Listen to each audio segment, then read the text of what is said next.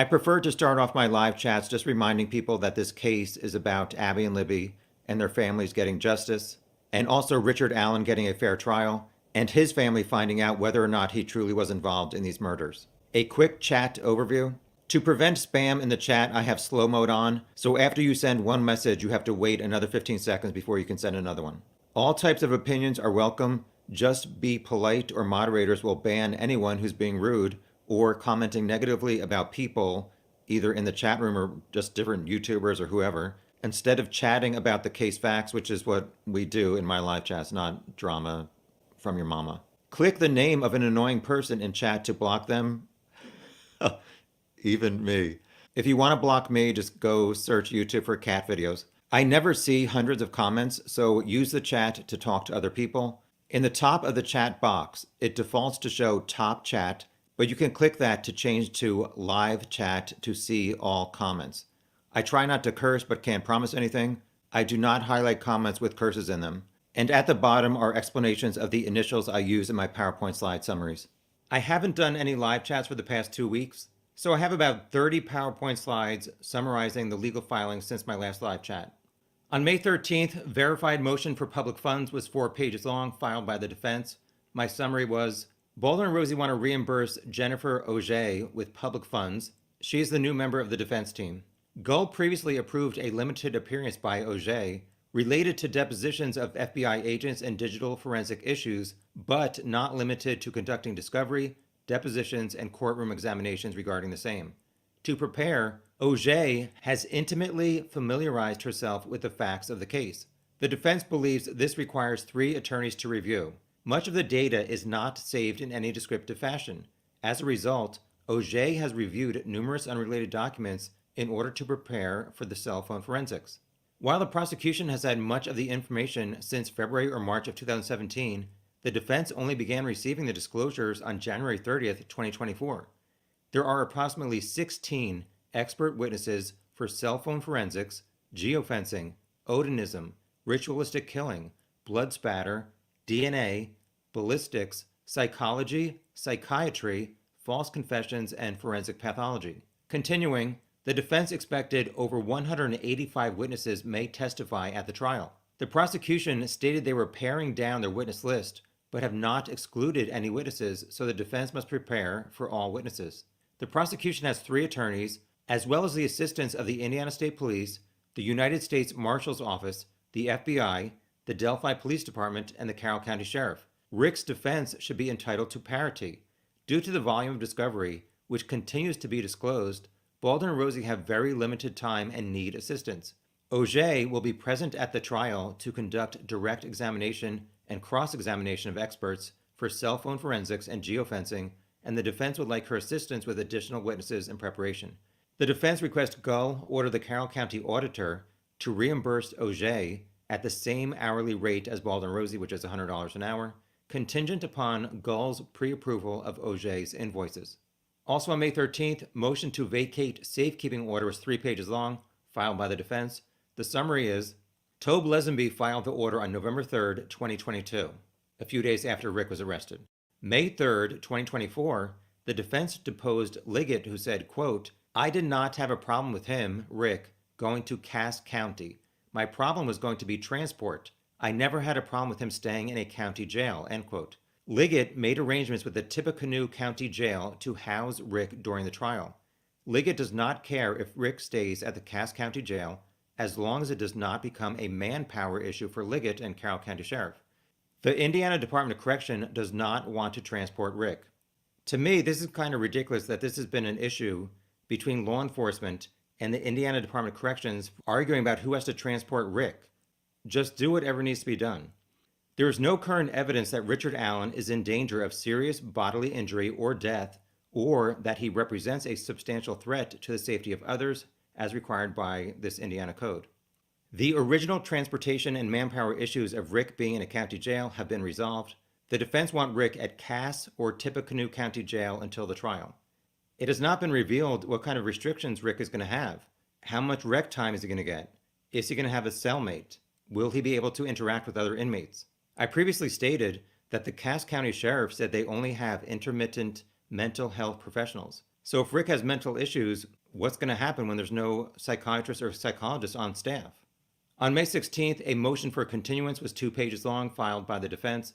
The summary is, request to delay the May 21st to 23rd hearings regarding Rick's purported confessions and the admissibility of communications between the accused and his state-appointed psychologist. Back on April 11th, the defense filed a motion to suppress statements. On May 8th, the prosecution filed a request for pretrial ruling on admissibility regarding communications between Rick and a Westville prison psychologist. The same day, the defense started a deposition of that psychologist, but likely won't finish until early June. There were questions posed during the deposition that were not answered by the psychologist at the direction of her legal counsel. The defense moved to certify these questions and therein preserved the right to seek the court's intervention in obtaining answers to the certified questions. I'm not sure what that means. Additional time is necessary to conclude the deposition and obtain a transcript that might be used as evidence in the hearings. Defense attorney Rosie reached out to the state of Indiana, who does object to the request to continue,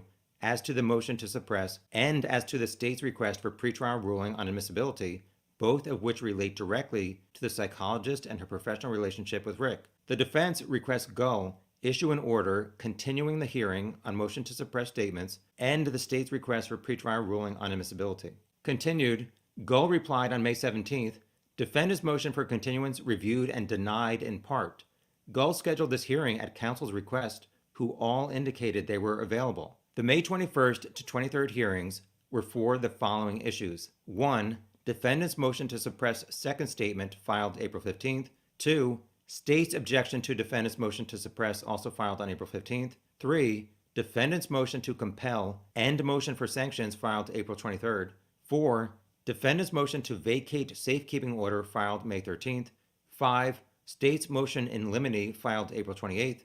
And 6. Defendant's response to state's motion in limine. As defendant is not prepared to address his motion to suppress, filed April 15th, and the state's motion for admissibility, those matters are continued and will be reset at the conclusion of the hearings May 21st to 23rd.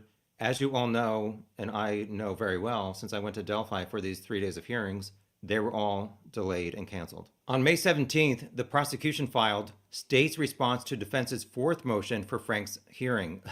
Oh my gosh, again? This is 5 pages. My summary was, as in the previous 3 Frank's motions, this fourth motion illustrates a complete misunderstanding of the ruling in Franks versus Delaware and the purpose of a Frank's challenge to a search warrant. The defense makes the same allegations in all 4, that Liggett failed to advise Judge Diener of material facts and that without these omissions, the search warrant would not have been issued. In all 4 filings, the defense consistently misstated and mischaracterized facts surrounding this case.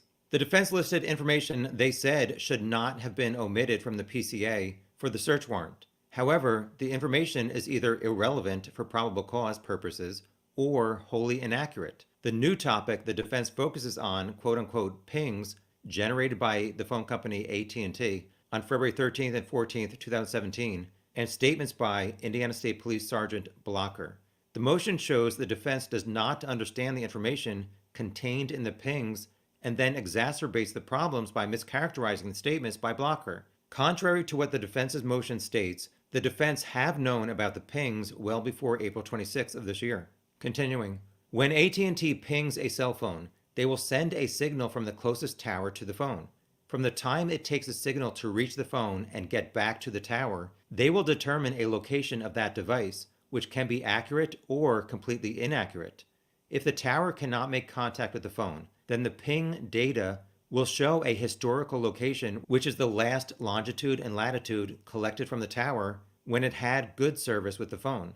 That is not a pinpoint location, but has an inaccuracy range between 400 and 25,000 meters. A tower can lose contact because the phone runs out of power or loses cellular service. When the girls went missing, AT&T would send an email to law enforcement every 15 minutes showing the results of pinging Libby's phone. Each ping gave a longitude and latitude of her phone, a radius estimate, and the source of that data. On February 27th of 2024, the defense deposed Sergeant Edwards, who explained the ping emails all show historical data because the tower could not find the phone at the moment the ping was initiated. They're referring to Libby's phone. That doesn't mean the phone was not in the area or was not in working condition. It means that the tower could not contact the phone, but the defense still does not understand how to interpret the pings. What the hell? But the defense still does not understand how to interpret the pings. Continuing. The defense mischaracterized Sergeant Blocker's statements in Steve Mullen's report. Mullen is now an investigator for the Carroll County prosecutor, Nick McClelland, and he spelled Mullen's last name wrong.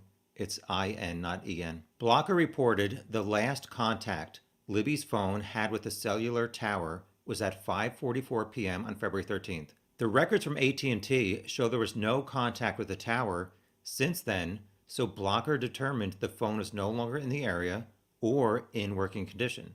The defense wants this to mean the phone was not in the area from the evening of February 13th until the morning of February 14th. That is not what it means. The pings were only showing the historical data location because the phone was not having contact with the tower and were not live pings. This information is consistent with the information in the PCA. There is no evidence the girls were ever taken from the area or that they were brought back to the area later to be murdered. Every indication is that they were ordered down the hill and then murdered soon after. The data from AT&T does not mean the phone was not in the area during the evening of February 13th until the morning of February 14th. It is another example of the defense taking information and stating that it means something that it doesn't. This is consistent throughout all their Franks motions. In order to have a Franks hearing, the defense must show there is inaccurate or omitted information, and that probable cause is lacking if the omitted information is included. Herein, the defense claims omissions, if included, would negate probable cause for the search warrant of Rick's residence, but did not meet its burden. The omitted information from the AT&T pings does not negate the fact that Rick places himself on the bridge at the same time Libby took the video of Bridge Guy. I added, that's not exactly true because on October 13th, 2022, Rick said he was there from noon to 1:30, likely before the PCA was written and submitted to Judge Diener. McClelland continued, Rick admits he was wearing clothing matching the clothing Bridge Guy was wearing. That and eyewitness testimony and other evidence gathered establishes probable cause Rick is Bridge Guy and the one who kidnapped the girls. I added, is McClelland referencing evidence gathered after the PCA was approved and Rick's house and car were searched? McClelland continued, there are no inaccuracies or omissions in the probable cause for the search warrant that are of a material nature, and the defense argument that law enforcement dishonesty is pervasive and relates back to the affidavit in question is not supported by sworn statements, affidavits, or other reliable statements. That was the end of that one. Next up, May 17th, motion to dismiss the motion to suppress filed April 11th. This was 2 pages, filed by the prosecution. The summary was, McClelland requests Gull dismiss the motion to suppress in that it is too vague in violation of Criminal Rule of Procedure 2.7b. Number 1, the defense asked Gull to suppress Rick's statements while he has been in prison. 2, the defense implies Rick's statements in prison were coerced by state actors during a custodial interrogation. 3, the defense fails to name which state actors coerced Rick, fails to outline which statements they are seeking to suppress, fails to state how Rick was coerced in a custodial interrogation setting, and fails to outline the basis for their motion. 4, under Criminal Rules of Procedure 2.7b, when the defendant files a motion to suppress, the defendant must clearly state the items or statements to be suppressed and the basis for the suppression. Finally, number 5, the state asked the defense to fix the deficiencies in their motion, but the defense refused to give any guidance and to comply with Criminal Rule 2.7b. McClelland wants Gull to dismiss the motion or order the defense to amend it so it is in compliance with Criminal Rule 2.7b. Also on May 17th, which was a Friday, at 3:07 p.m., the defense filed a motion to continue hearings on all matters currently set to be heard May 21st to 23rd. Thank you. The summary was, on May 7th, Judge Gull postponed the trial to October 14th and other matters for May 21st to the 23rd. During that hearing, the defense told Gull they would file a motion to disqualify her that day, but they made edits and needed Rick's review and signature at Wabash Prison which is far away, so it was delayed 10 days for them to file this. When Rick petitions for a change of judge, Gull will be, quote, without jurisdiction to do anything other than rule on the motion, end quote. Gull will not be able to conduct a hearing or rule on any matters until she has reviewed the motion to disqualify and entered findings of fact and conclusions of law if she denies it.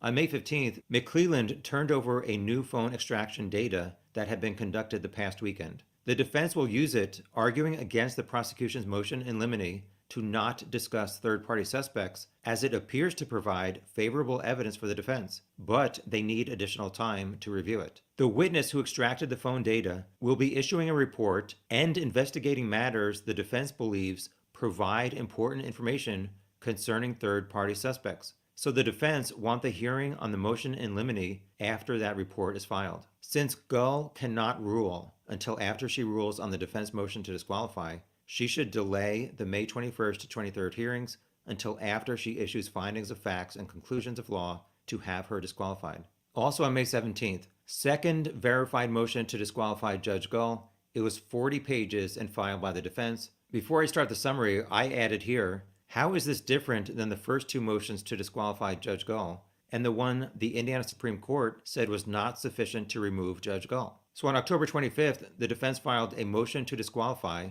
and referenced Rule 2.11 of the Indiana Code of Judicial Conduct and Rules 12b and d moves for change of judge. Rule 2.11 requires a judge disqualify themselves when the judge's impartiality might reasonably be questioned. Next, on January 28th of this year, the defense filed a verified motion to disqualify and referenced Rule 2.4 and 2.11 move for a change of judge. Then May 17th, this second verified motion to disqualify also referenced those two rules. The first section of this filing was legal standard. Number one, the filing of a motion for disqualification and or request for recusal strips Gull of jurisdiction to decide on any matters until a ruling on the disqualification motion occurs. Number two, Indiana Criminal Rule of Procedure 2.4b, the defendant may request a change of judge only for bias or prejudice. The defendant has to sign an affidavit that sets forth facts.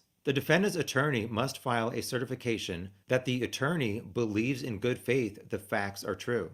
Gull must grant the request if the facts support a rational inference of bias or prejudice. Continuing, Rule 2.11 of the Indiana Code of Judicial Conduct, a judge is disqualified when their impartiality might reasonably be questioned. A judge's obligation not to hear or decide matters in which disqualification is required applies regardless of whether a motion to disqualify is filed. A judge should disclose information they believe the parties or lawyers might reasonably consider relevant to a possible motion for disqualification. On January 28th of this year, the defense filed its motion to disqualify with 18 reasons requesting Gull be disqualified, knowing that the Indiana Supreme Court was not aware of all the reasons Richard Allen could cite that showed a rational inference of bias. On February 6th, before finding out why the Indiana Supreme Court rejected Rick's request to have her removed, Gull denied the defense request to remove her. Gull has revealed a rational inference of bias towards the defense based on the following. A. Engaged in ex parte communications with the state of Indiana. The defense referenced when Tobe Lesenby, after inmate Robert Baston from Westville, refused to testify at the June 15th hearing, and Judge Gull was also communicating with the police about Rick's housing without informing the defense. B. Judge Gull interfered with a properly subpoenaed defense witness, aka Robert Baston, when Judge Gull told Lesenby to leave Baston at Westville after he refused to testify June 15th, or Baston said he would fight if forced out of his cell. C. Treats the prosecution more favorably than the defense, such as not investigating alleged leaks by McClelland. D. Engaged in the act of prosecuting Richard Allen by inviting the prosecutor to file pre-trial motions seeking the limitation of evidence of third-party culpability and also forecasting the outcome of such a request by the state. E. Continues to make disparaging comments about the defense counsel in open court and orders. I added here, the defense complains that Judge Gull criticizes their competency, yet they have filed 3 motions to disqualify her, complaining about her competency. F. Handling of defense and prosecution pleadings.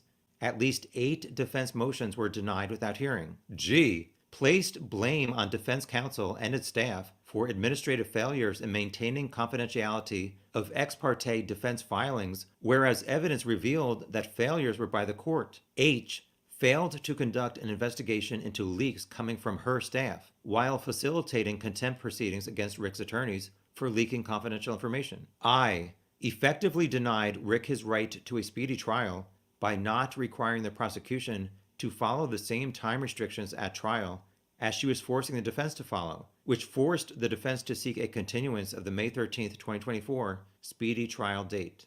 On May 20th, objection to defendant's motion to continue, 2 pages long, filed by the prosecution. The summary was McClelland objects to the defense's request to delay the May 21st to 23rd hearings because he wants Gull to rule so he can prepare for the trial. McClelland does not believe Gull loses jurisdiction once a motion to recuse is filed. That only applies when the recusal is mandatory, and in this instance, it is not. The defense has not listed valid reasons to delay. And finally, the defense was prepared to discuss the motion in limine on May 7th. Also May 20th, filed by the defense, defendant's reply to state's objection to defendant's motion to continue, 3 pages long. The state made an erroneous comment claiming they notified the defense they object to this continuance, but McClelland said the defense did not state that clearly in their motion, but the defense said they did. McClelland cites no case law, and on May 15th, McClelland provided a new phone extraction the defense will use at the motion in limine hearing, but needs additional time to review this voluminous extraction. Finally, McClelland gave this new data less than a week before the hearing. I tried to summarize this next motion as much as I could. However, it's 11 PowerPoint slides. The entire filing was 20 pages total. Filed by the defense on May 20th, defendant's second motion to dismiss. The summary is, on May 17th, the defense wanted Gull to remove herself from the case and not rule on anything, and then 3 days later, they filed this to have her dismiss charges against Rick because law enforcement destroyed or lost exculpatory or potentially useful evidence. So if the defense feels like she should not be ruling on anything, why did they submit this? On February 7th, 2024, the defense filed a motion to dismiss for destroying exculpatory evidence, such as the onus B.H.'s February 17th, 2017 interview. On April 2nd, Gull denied the motion to dismiss. Since then, the defense has learned of other exculpatory and or potentially useful evidence the prosecution has not turned over to the defense, is missing, or the state of Indiana has destroyed that relates to third-party suspect B.H. The defense titled this next section, B.H.'s Missing Phone Extraction Data. During a recent deposition of B.H., he was pretty sure he turned over his phone to law enforcement on February 17, 2017. But the prosecution has not turned over any data from B.H.'s phone. But they did provide his son's phone data that was also taken the same day, February 17, 2017. In his May 3, 2024 deposition, Holman stated he believes police, quote, just looked through, end quote, B.H.'s phone, but encouraged the defense to find out for sure from the FBI. The defense finds it highly, highly unlikely that law enforcement would take the time to collect both B.H.'s phone and his son's phone, but then only conduct an extraction of the son's phone, especially when B.H. was a suspect at that time. And no evidence provided to the defense suggests law enforcement considered his son a suspect. That same day, February 17, 2017, Doug Carter's emails with the FBI provided evidence that Doug Carter and the top FBI agent in Indianapolis, Jay Abbott, were aware that B.H. was a suspect within days of the murder. But B.H.'s son was not mentioned as a suspect. So why would law enforcement only extract data from B.H.'s son's phone and not B.H.'s? McClelland gave 101 phone extractions to the defense, many of which seemingly have little or nothing to do with the murders. The defense believes law enforcement extracted data from B.H.'s phone on February 17, 2017, and has not turned it over to the defense. If law enforcement failed to extract suspect B.H.'s phone data while it was in their hands on February 17, 2017, then the only other explanation would be that law enforcement was completely and utterly inept. Sounds like it. Next heading is all evidence of B.H.'s second interview with law enforcement is missing. B.H. was interviewed for 90 minutes in an interview room at the Logansport police station in either 2018 or 19, and the interview involves questioning about the other Odinist PW. McClelland said they can't find that interview or BH's phone data. That ain't good. On May 2nd of this year, in a deposition, BH told a third different story about how many times he met Abby Williams and once was at PW's house. Holman showed no interest why BH's stories have changed. This attitude supports an argument which defense will later make that law enforcement have acted intentionally or in bad faith to conceal evidence and they cannot admit obvious factual inconsistencies that point the finger at third-party suspects. The defense messed up the year here. It's supposed to be August 17th, 2023. PW was interviewed and law enforcement extracted data from his phone, but it had no data prior to August 11th, 2023, which was the day law enforcement contacted PW and asked him to come in to be interviewed 1 week later. So he either deleted it or bought a new phone. Holman stated he found nothing suspicious about PW concealing his phone data before his August 17, 2017 interview. I added it's supposed to be 2023, not 2017. Also, to me, it seems like Holman has not seen evidence pointing toward PW or BH being involved in these murders, so he doesn't seem to really care about these things, about these onus. On August 30th, 2023, Detective Vito did not ask BH to allow police to extract data from his phone. So it is not known whether BH similarly hid or erased data from his phone. Vito failed to ask BH one single question about his ex-wife's statements or the other onus EF, who most of us know apparently made incriminating statements that he was at the crime scene where Abby and Libby were killed. I agree with the defense on those points. The next section was titled, Mimicked Crime Scene Image Found on BH's Social Media is Lost. In April 2017, an internet sleuth emailed Trooper Winters a photo he saw on BH's Facebook of two women lying on the ground in the woods with branches laid across their bodies, similar to the way Abby and Libby were found. Winters suggested BH be interviewed, but he was not interviewed by Indiana State Police. McClelland says they don't have a copy of this photo, and the defense had to drive to Georgia to get a copy from the sleuth. Tom added, why did the sleuth email it in 2017 but not in 2023? Does anybody know why people would have to drive to Georgia to get a photo? Next, August 23rd, 2023 deposition. Winters claimed Indiana State Police could not access the images the sleuth sent. If the defense can show the missing evidence is exculpatory, then the defense does not need to show the missing evidence was intentionally destroyed. If the defense cannot show the missing evidence was exculpatory, but can show the missing evidence is potentially useful evidence, then the motion to dismiss should still be granted if the defense can show law enforcement intentionally or acted in bad faith regarding the destroyed or missing evidence. The next section was titled, The Exculpatory Nature of the Missing Evidence. A list of missing evidence McClelland has not turned over include video of BH's and his son LH's February 2017 interviews, data from BH's phone from February 17, 2017, video, audio, or documents from BH's interview at the Logansport police station in 2017 or 18 or 19. Nobody seems to know exactly when it was. Mimicked crime scene photo observed by Trooper Purdy on BH's social media page. Images the internet sleuth Ryan Boucher sent to Trooper Winters on April 12, 2017. Next up was a list of evidence McClelland failed to turn over until after the defense requested or after McClelland realized the defense would soon be learning about the existence of said evidence, including the Todd Click letter and 85-page report that was based on his investigations with Ferenczi and Murphy about the Odinists, multiple interviews of the Odinist EF, RA, JM, JM's ex-girlfriend, and NS. Finally, Libby German phone dump. The defense said all of this missing evidence is related to the Odinists, and McClelland wants to prevent the defense from even mentioning BH or Odinist at Rick's trial. If BH is in any way involved in the murders, as the defense believes the evidence strongly supports, then BH's claim, close in time to the murders, that he never met Abby is understandable to take police attention off him. But if he was telling the truth, it's odd a father would not remember meeting his son's girlfriend and then she was found murdered. BH's ever-changing answers to such a simple question provides evidence that the missing items, A through H detailed in paragraph 66, are exculpatory in nature. Quote, it would be impossible for the defense to show that the missing evidence contains clearly exculpatory evidence. Therefore, the defense is left with providing circumstantial evidence, along with logic, reason, and common sense, as to why the many missing items would contain obvious exculpatory evidence. The defense believes that it has shown that the missing and destroyed evidence is exculpatory in nature, end quote.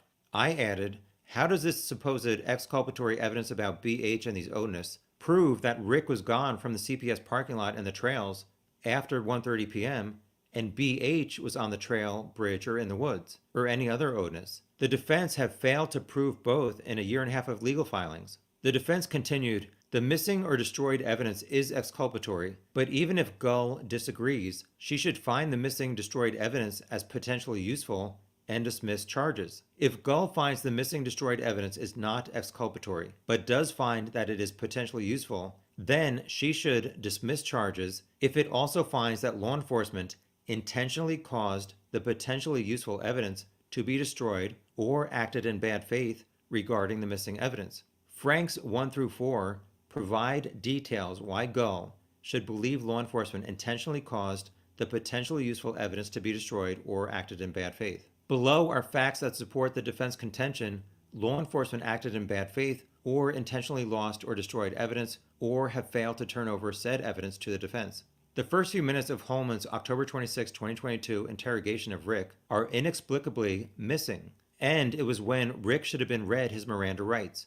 The missing video supports the defense contention that Holman knew he had screwed up and therefore edited out the first few minutes to avoid the statement being suppressed, which is evidence of intentionality to conceal evidence and/or evidence of bad faith. During his August 10, 2023 deposition, Holman lied that BH was never a suspect. Emails between Doug Carter and the FBI show BH was a suspect early in the case. McClelland failed to turn over the Todd Click exculpatory evidence for 4 months. It is hard to believe that a much stronger example of exculpatory evidence could exist than 3 law enforcement officers believing the wrong man may have been arrested. McClelland failed to turn over exculpatory video interviews in terms of blown alibis of third-party suspects, as well as connectivity between third-party suspects, and also provable lies told by third-party suspects concerning their knowledge of other third-party suspects. This stuff is all about odonists. McClelland waiting until the defense would soon learn of their existence is evidence of the intentionality of law enforcement involving the concealment of evidence and/or evidence of bad faith. McClelland and law enforcement attempted to conceal the identity of a Purdue professor whose testimony contradicted the sworn statement of Holman. In his August 10, 2023 deposition, Holman stated the reason law enforcement ruled out odonists was because a Purdue professor ruled out such a possibility. After the defense reviewed the Purdue professor's March 2017 report and his September 19, 2020 interview with Holman, it was determined he never made such a claim. McClelland told the defense in September 2023 the identity of the Purdue professor was still unknown and may never be found. This was untrue as Holman learned the professor's name weeks earlier. The next section was titled, McClelland failed to turn over Libby's phone data for nearly 9 months and then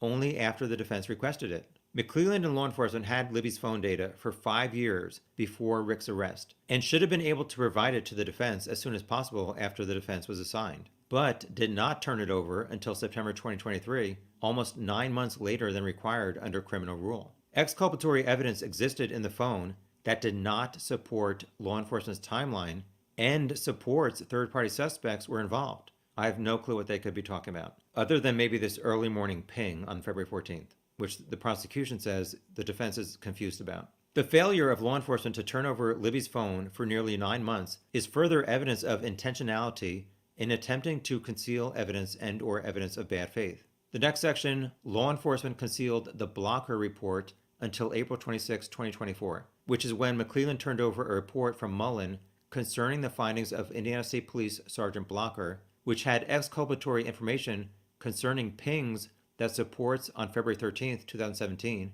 the victims were not located at the same scene as they were found on February 14, 2017. I added that McClelland already stated this was a misinterpretation by the defense. The next section was Tobe Lesenby contradicted the sworn testimony of both Holman and Liggett concerning the number of people involved in the murders. Liggett and Holman testified that only Rick was involved in the murders. During his deposition, Tobe Lesenby stated that Liggett believed multiple people were involved in the murders. This conflicting sworn testimony is evidence of intentionality to conceal their actual beliefs concerning the number of people involved in the murders of the victims in order to direct the defense away from theories that Odness were involved. The next section, no recordings of Richard Allen's interview with Dan Doolin exists. Dan Doolin is a conservation officer who talked to Rick outside of a grocery store soon after the murders. Doolin said he audio recorded interviews, but claims he now believes he never audio recorded his interview of Rick. Quote, I think I must not have audio recorded it, because all the other ones that I had are in a file on my computer, and I listened to each of them just in case they were mislabeled. Every audio recording I have, and none of them was Mr. Allen, end quote. This interview is crucial as what Doolin claims Allen told him helped establish the timeline used to secure a search warrant and to arrest Allen. The defense believes Rick was tape recorded, and the missing tape supports intentionality on the part of law enforcement and or evidence of bad faith. Rick cannot have a fair trial when exculpatory evidence that would support the involvement of third-party suspects is missing.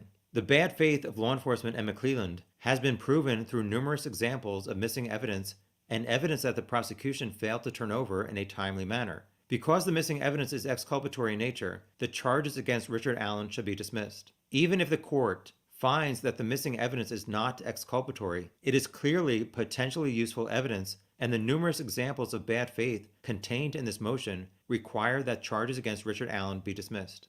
I added here, it's a sign of incompetence that law enforcement does not have BH's interview, did not get his phone data, or have any record of his 2018 or 19 interview, or the Facebook photo of two females on the ground with branches on their bodies similar to Abby and Libby. However, what did law enforcement do to prove that BH was not at the crime scene or involved in the murders? The human resources manager at BH's job said he clocked out at 2:45 p.m. on the day of the murders, and we know Bridge Guy approached Abby and Libby at 2:13. So I want to know, what does this alleged exculpatory evidence pointing toward Odness have to do with Rick's timeline inconsistency, his confessions, and other evidence pointing toward Rick's guilt? I mostly want Bridge Guy to be identified and held accountable, and McClelland and Holman say Rick was Bridge Guy. I have not seen the defense present anything that shows any of the Odness were Bridge Guy, or that Rick was not at the trail or in the woods between 1:30 and 4 p.m. That was my summary of that filing. However, also on the same day, May 20th, the defense filed an 11-page memorandum of law in support of defendant's second motion to dismiss, which is what I just reviewed. This filing cited a variety of prior cases the defense felt supported their argument that charges against Rick should be completely dismissed. They included a reference that the Indiana Supreme Court has held that, quote, a serious breach of duty occurs when the prosecution willfully or intentionally, when unjustified by a public policy, obstructs the access of the defense to material evidence in its possession. It is likewise a serious breach when, through lack of vigilance, the negligent destruction or withholding of material evidence by law enforcement officers or the prosecutor occurs. In such instances, grounds for reversal may exist, end quote. The burden is on the state to demonstrate this evidence was not material and its destruction did not prejudice the defendant. It is beyond debatable that the evidence at issue here would play a significant role in Mr. Allen's defense and would form a basis for exonerating him. There were quite a few other references to other legal cases, but I was sick of summarizing, to be honest. So that's it for my summaries of the filings. In case you didn't see my video, I went to Delphi for these May 21st to 23rd hearings, hoping to get inside and take detailed notes and then do live chats every night to share with all of you exactly what happened, and then they got canceled. So just a brief overview of my thoughts after my Delphi trip. It took about 15 minutes to walk from the Monon High Bridge to the start of the trail around the Freedom Bridge entrance. It took about 7 minutes to walk from the back of the cemetery to the Mears parking lot. It would be easy to see what someone was wearing while driving on 300. Delphi is small. The back of the cemetery was mostly hidden from 300 North, which is the main road out there.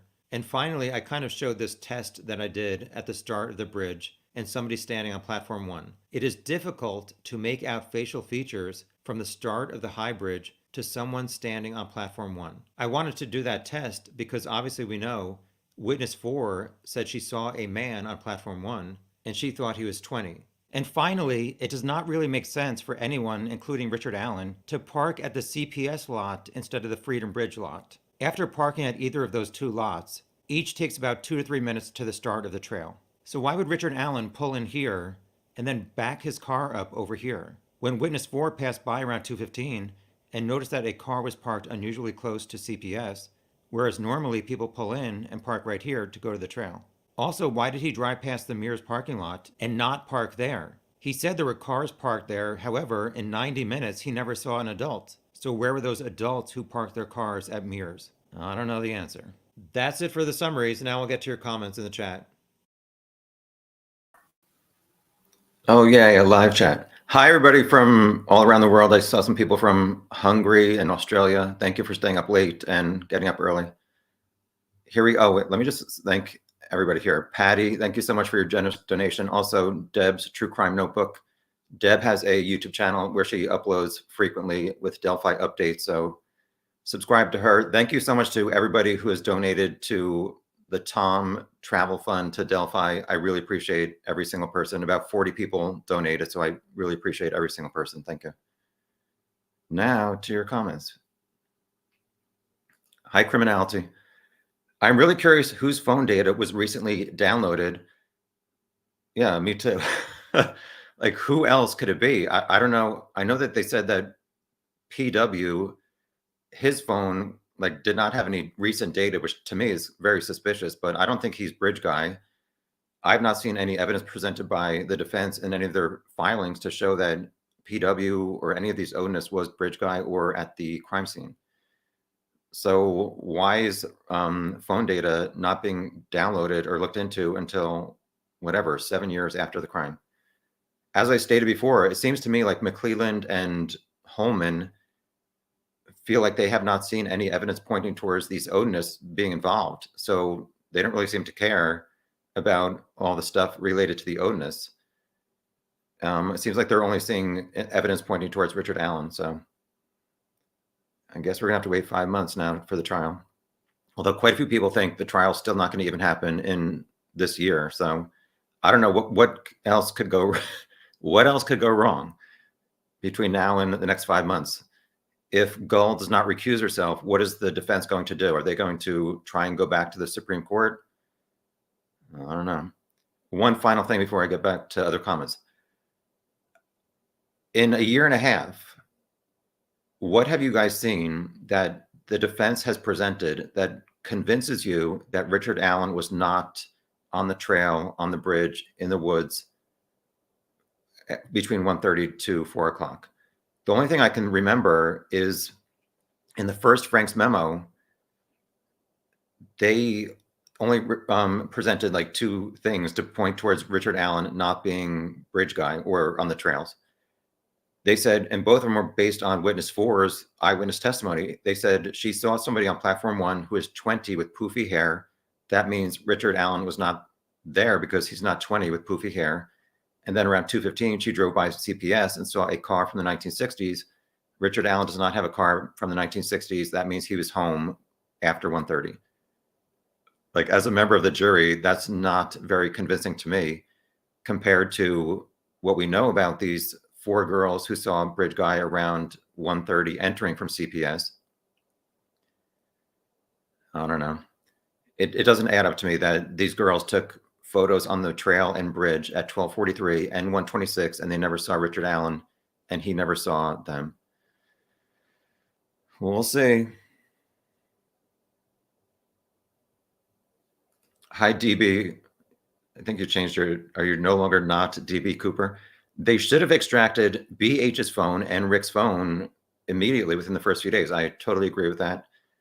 And the defense said law enforcement extracted 101 phones, like data from phones, and the defense said those people had nothing to do with the case. So why not do it to Rick's phone or BH's phone, since they both were interviewed within the first 2 days?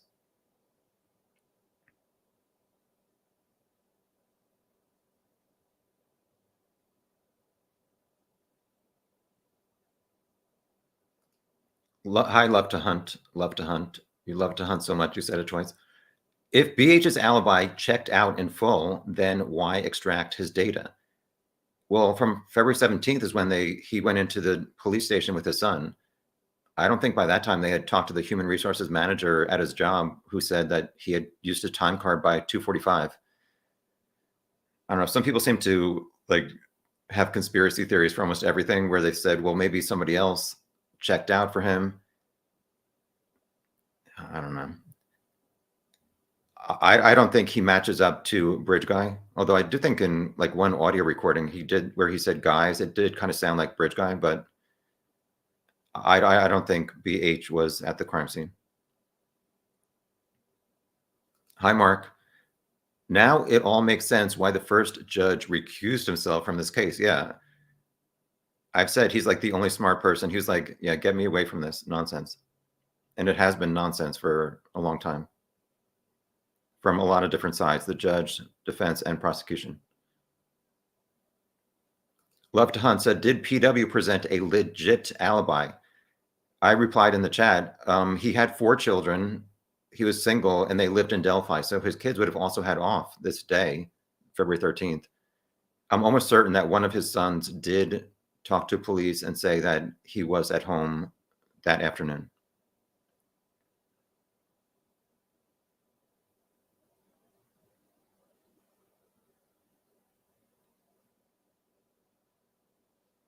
Hi, Kristen Kristen behind the crime door. Yeah, I don't understand why the defense is saying we had to drive from Indiana to Georgia to get a photo. I just don't understand that. Can somebody investigate that, please?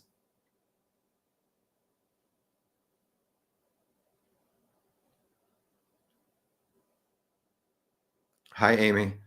Amy is surprised no one has asked Auntie Judge about her alibi. We'll see. It's going to be some interesting stuff over the next few weeks about how she replies to the defense motions. And there's still, I think, like 6 or even more than that, motions that are waiting to be addressed. Hi, Lisa. Welcome.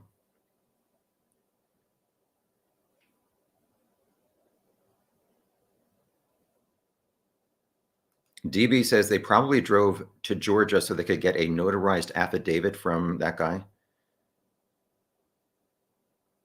All right, somebody contact him.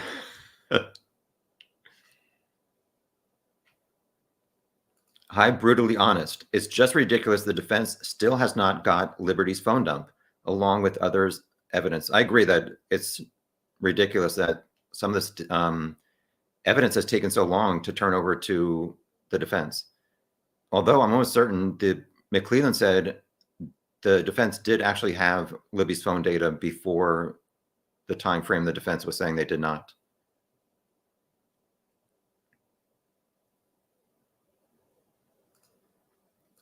Hi, David. Does law enforcement know everything? No, they screwed up so many times in this case. I don't even know what to say about that. I've said many times there needs to be an investigation into this investigation and some updates on procedures because they screwed up so many times. It's just not acceptable. However, I don't think that is necessarily relevant to whether or not Richard Allen was the man on the bridge approaching Abby and Libby.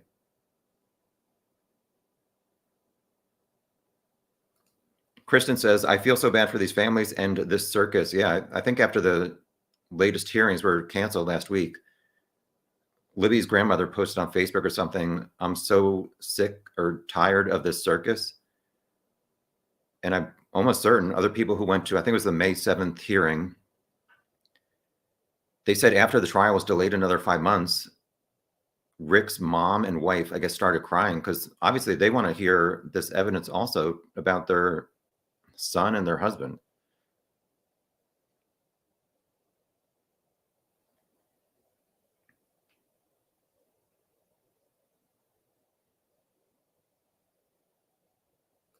Hi, Barbie. Defense needs to concentrate on defending Richard Allen by trying to discredit evidence against him. Well, why is Rosie and the defense saying they need 15 days to present? Like, what are they going to present? Whenever I've said previously, like, that, what is the defense going to, after the prosecution says, like, evidence against Rick that shows he's guilty, if there is that evidence. Oh, yeah, this is the Mona High Bridge from this past week. Um, I say, like, well, what is the defense going to do to show that Rick is innocent? And people say, no, Tom, in a trial, the burden is on the prosecution to prove that the defendant is guilty. The defense does not have to prove that he's innocent. However, if the only time I say the word however is in this case, however, if McClellan presents evidence saying, okay, these girls passed a guy, or these girls were on the trail for 90 minutes between 12:30 and 1:30. They never saw Richard Allen. When he said he was on the trail, platform 1 over here, and a bench, and these girls passed all 6 benches twice and never saw him, like, what's the defense going to present? There's obviously one of these issues that was supposed to be discussed last week, politely discussed in court, was whether or not the defense is going to be able to even bring up this Odinist theory, or whatever, this Odinist evidence, whatever you want to call it. So if Judge Gull denies the ability of the defense to even bring up, like, Kagan Klein, Ron Logan, which the defense has never even brought up, either one of those two. But she also says they can't bring up this Odinist theory about BH and PW and these other guys being part of a ritualistic sacrifice of 2 white girls. What's the defense going to say for 15 days?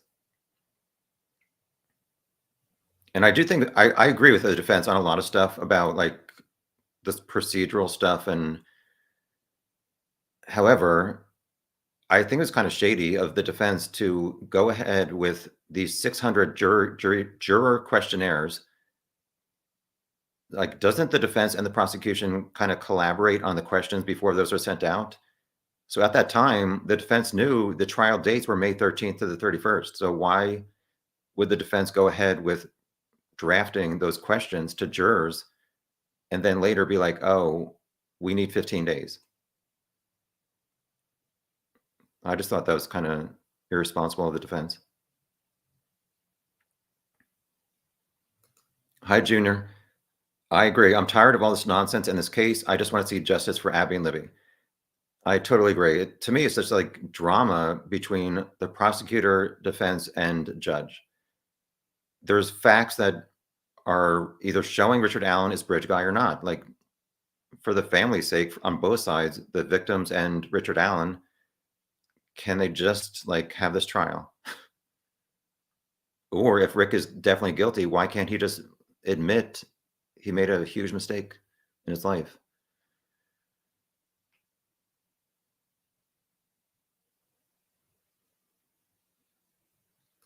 Hi, Nevada Tan. Are they just ripping off the plot from Mindhunter with that lost interrogation tape at this point? He knew he messed up in the first few minutes, so he erased it. Well, I would not be surprised if that's true. Like, this is referring to Holman, I guess Rick's October 26, 2022 interview. He was like, can I get my car back? And they're like, let me ask you a few more questions for a few hours. But what I showed in one of my previous videos, Miranda rights apparently are good for up to 14 days, and Rick was first read them on October 13th. So 13 days later, those initial Miranda rights from the day law enforcement came and knocking on his door on October 13th were still valid until October 27th, the day after Holman apparently arrested Rick. And if Rick was so innocent, which the defense says, why are they trying to get that entire interview thrown out? Like, what did he say that was pointing towards his guilt? We're at 54 minutes. I don't know how long we're going. My voice is, like, kind of froggy. Oh yeah. Oh yeah, wait, hold on. Or please stand by. Some very nice people gave me a Purdue, that's a university in Indiana, and a Purdue cup. Thank you to the, yeah, I only met a few people in Indiana, but everybody was nice. And yes, I did go to Dairy Queen all 3 days I was there in Delphi. No Taco Bell.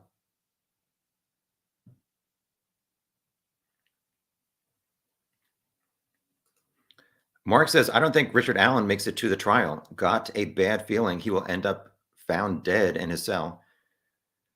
Well, some people have been saying like they think the state is trying to kill him, and it's been a year and a half and they haven't succeeded yet. It seems like his cell is on 24-hour video surveillance, and I know there's a rumor, which it's just a rumor. People don't repeat this. I guess somebody on Facebook or YouTube yesterday maybe said that there's a rumor that an inmate told somebody else, like outside of jail or outside of prison, Wabash. Wabash is the prison Rick is at now. There's a rumor that Rick tried to hang himself in a recreation area, which again, it's a online rumor. There's no confirmation. But I mean, I don't know. How much access does Rick have to like an item that he could hang himself with in a recreation area where like law enforcement is not even like constantly watching what he's doing?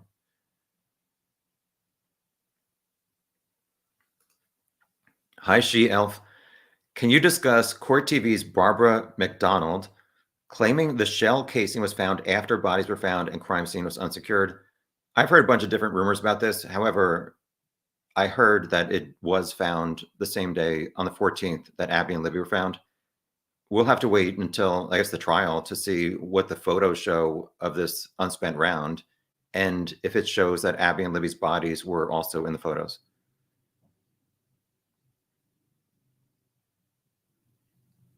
I think there's other ways to prove that Richard Allen was bridge guy, at least, and on the trails, other than this unspent round, which I guess I'll talk about this.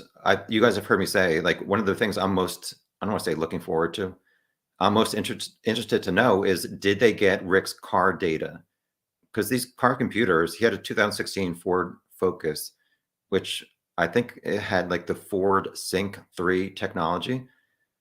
So if it showed that he was driving essentially, that proves this like noon to 1:30 timeline, then frankly, he should be sitting at home.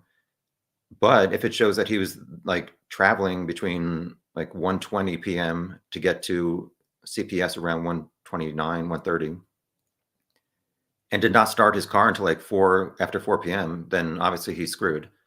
However, in that list of like 16 expert witnesses that I just read, there's nothing that I've seen, I think, that shows like anything related to a car data expert, unless it says something about forensic something. Hold on, please stand by. Let me look real quick. My spreadsheets are now over 500 PowerPoint slides, 515. That's nothing to be proud of. Let's see, 16 expert. There are approximately 16 expert witnesses for cell phone forensics, geofencing, Odinism, ritualistic killing, blood spatter, which would be the F on the Libby's blood on the F tree, DNA, which the defense and even, I guess, Holman admitted that the DNA found at the crime scene does not match Rick. So why do they need DNA experts? Ballistics, which is the gun unspent round, psychology, psychiatry, false confessions, and forensic pathology. There's nothing there that really refers to like any kind of car data. So I'm concerned that after 5.5 years, it was overwritten. But we'll have to wait and see.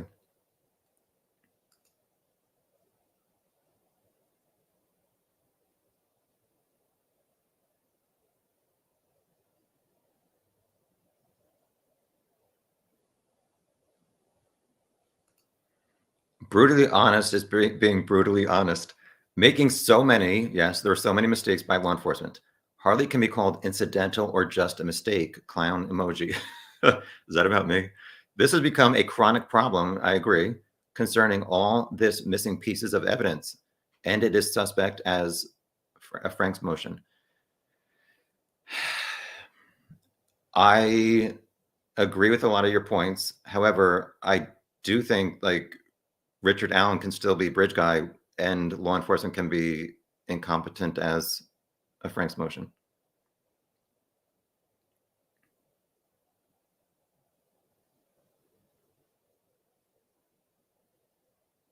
Nevada Tan says it's sloppy work more so than a conspiracy, in my opinion. Yeah, I mean, if law enforcement knew that they had screwed up and lost these videos from early on, why would they go ahead with arresting Richard Allen in 2022, knowing that all of their mistakes would be revealed? I don't know. Some people think like Rick was falsely arrested as what they call a patsy, just to I don't know, people say to get Tony Liggett elected sheriff. I don't agree with that. I've not seen evidence to show that. Feel free to disagree.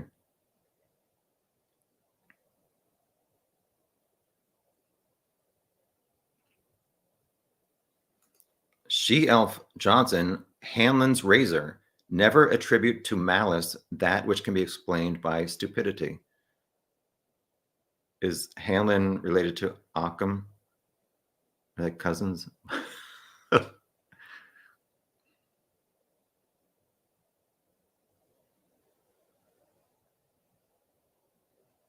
Hi, Triple Crown. I'm surprised that Richard Allen allegedly confessed multiple times. Well, according to the prosecution, almost over 25 people in prison. Do most think he was coerced or that he is in fact the killer? Some people think he was coerced. Some people think he lost his mind because he's in a prison compared to a jail, which in America, if you're arrested, you're supposed to go into like a county jail. And if you're convicted at your trial is when you go to a prison. However, Rick did not go to the county jail. Well, he went to one for a few days. But the Carroll County Sheriff said, our jail is understaffed and overcrowded, and we're not really competent to ensure that they could ensure Rick's safety. So he went to a place called Westville Prison. According to the prosecution, he started making suicidal comments as soon as he got there, but the defense recently said that's not true.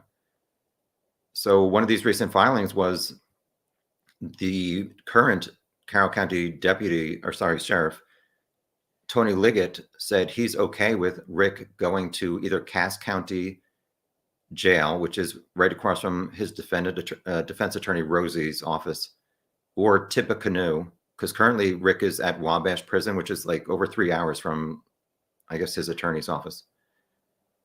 My concern is that if he's mentally unwell, these county jails only have like mental health professionals come in once a week compared to a prison who I think they have them there 24/7. Also, I've said this before, like what kind of privileges, if you want to call them that, should Richard Allen have when he goes to a county jail? Is he going to have a cellmate who is like not going to beat up this 5'5" man? Should he be able to go out and interact with 20 other whatever men who have been currently arrested for a variety of crimes? Do we really think like Rick Allen is going to walk out of his cell on the first day of county jail and a bunch of inmates are going to be like, hey, buddy, like, and he's going to be so happy to make new friends in jail? And they're not going to be saying, oh, you're a child killer repeatedly and maybe beating him up. I just don't think it's safe for him to interact with anybody. So either he's going to be alone in a cell in a prison or alone in a cell in a county jail, which, I mean, that's fine. If he's close to his attorney, Rosie, put him in Cass County Jail. But like I said, if he needs mental health help, he's not going to get it immediately in a county jail. Hi, Stay Pressed to Lulu Bishes. Thank you so much for your generous donation. Thanks for spending your Sunday with us. Yeah, happy Memorial Day weekend to Americans. Hi, Lisa. Thank you for becoming a member.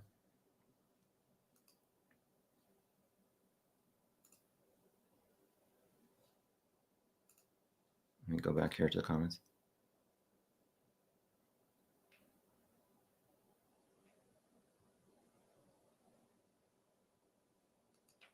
Nevada Tan, Gull knew you were too powerful.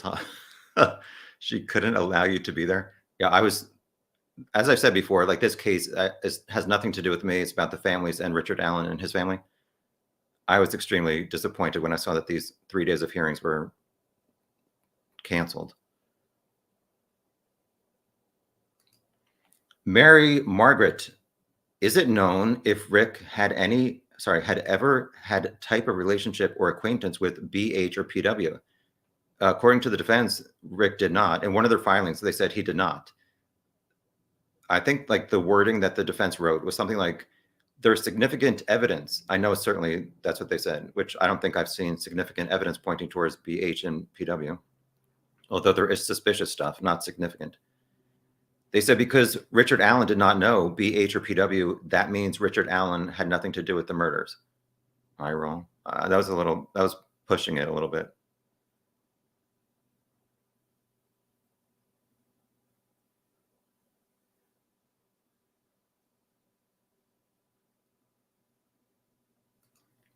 David says, most of us believe the stats that show 1/3 of homicide confessions are false. Okay, well, is that one confession to a law enforcement officer after 8 hours of an interrogation in an interrogation room? I mean, I'm not disagreeing with you. However, to me, just as like a random person, a man apparently confessing to 25 people over several months, including on the phone, in person, to inmates, guards, maybe writing letters to the warden. I mean, it's suspicious to me. I'm not going to act like it's not. Hi, Lacey. Thank you for your nice comment. I'm not highlighting it.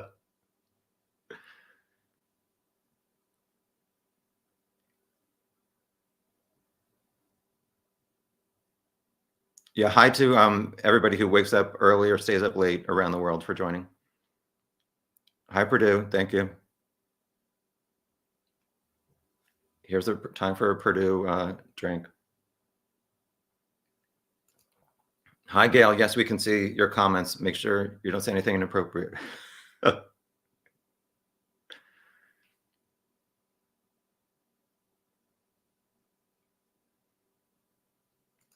Triple crown.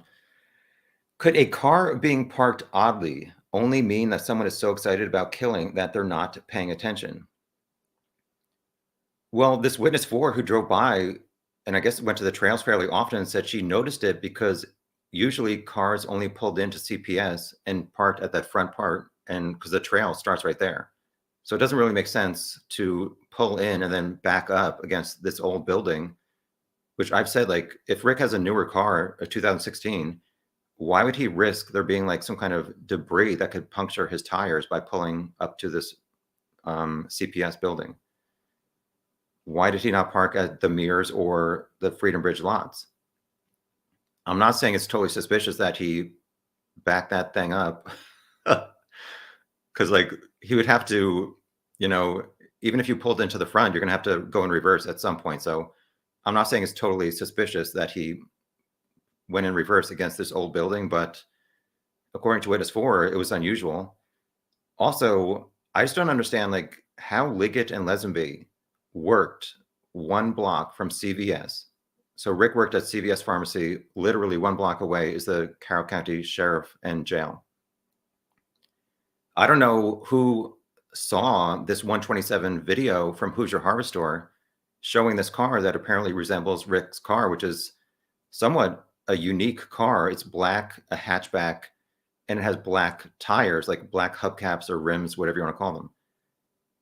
So I showed a photo from a few months before Rick was arrested. Somebody found a drone photo of CVS because it was for sale for like $3 million, the building. And it showed what appears to be Rick's, like a car, a 2016 Ford Focus in reverse in this parking lot when Rick went to work. So I just don't understand how like Liggett or Lesenby could have seen this 127 video and be like, okay, there's a car headed towards CPS. We know these 4 girls said a man matching bridge guy came from the CPS area soon after 1:30. So as Liggett and Lesenby drive by CVS every day, they're never seeing this car that seems to resemble this 1:27 p.m. Hoosier Harvester camera and wonder, hey, is that the same car? Who owns this car at CVS? Maybe we'll find out one day. Is that something that the defense is going to bring up? Like, the defense has a lot of stuff to bring up. Like, why were you looking for a 20-year-old with poofy hair when Richard Allen is not a 20-year-old with poofy hair? All this other stuff. Hi, Norwegian Muse. Hi, Silas. He tried to change his timeline at one point. Well, this huge issue is Doolin does not have a recording of Rick, which I know it does seem, I don't want to say suspicious, but it's incompetent or what. It seems like there's another rumor that maybe Rick did not call the police and he just randomly went up to Doolin at the grocery store. And that's why Doolin did not have his usual like tape recorder with him. I've heard a variety of rumors, so I'm not sure that one's true or not. I guess we'll have to wait for the trial to hear how it went down. But according to that piece of paper that Doolin wrote on, the conservation officer, it was entered into the FBI Orion system as tip number 74, and it said this man was there from 1:30 to 3:30. I don't understand at all how law enforcement overlooked this man who said he was there at 2:13. To me, I've not seen any other evidence that any other man was there at 2:13. I don't know exactly when flannel shirt guy got there. I think arguing couple guy got there like 2:45 or closer to that time. I don't know. Like, why would you not, as a law enforcement officer, like create a spreadsheet saying, okay, this is the timeline. Who was here then? I don't know. It's crazy to me. Hi, Green Wool Witch. That's the first time I've seen you. Welcome. Please come to CrimeCon. We need you. Here's some Taco Bell scratch. Thank you.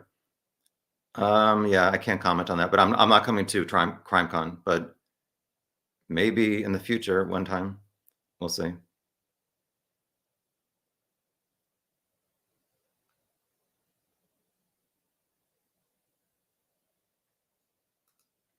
Mary Margaret wants to know, did BH's son and Abby's boyfriend have poofy hair at that time?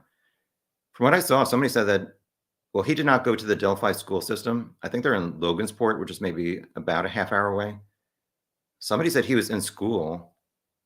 I don't know why Delphi would have off due to unused snow days, but not another somewhat local school.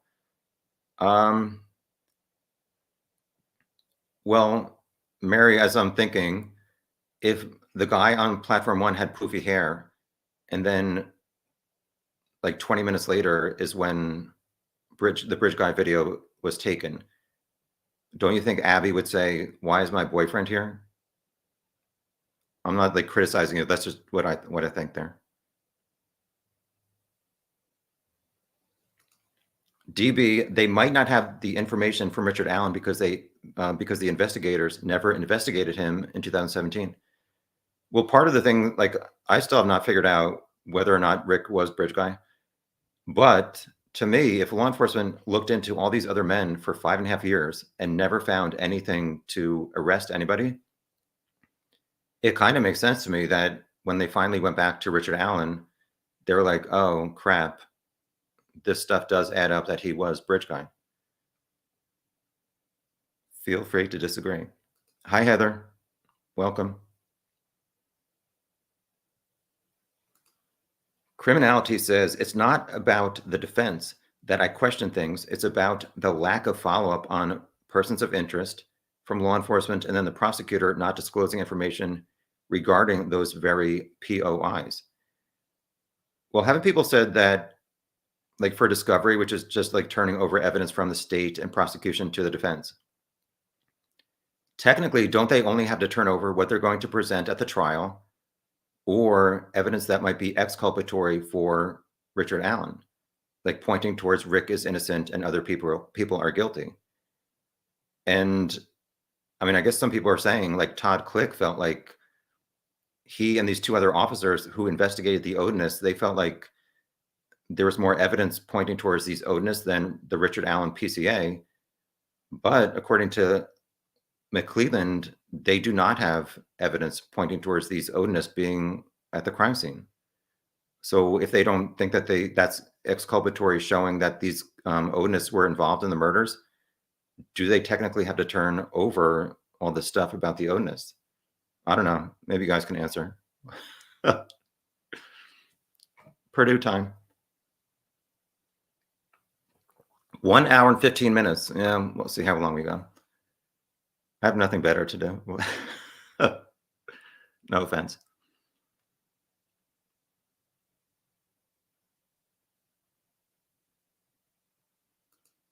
Hi, KT.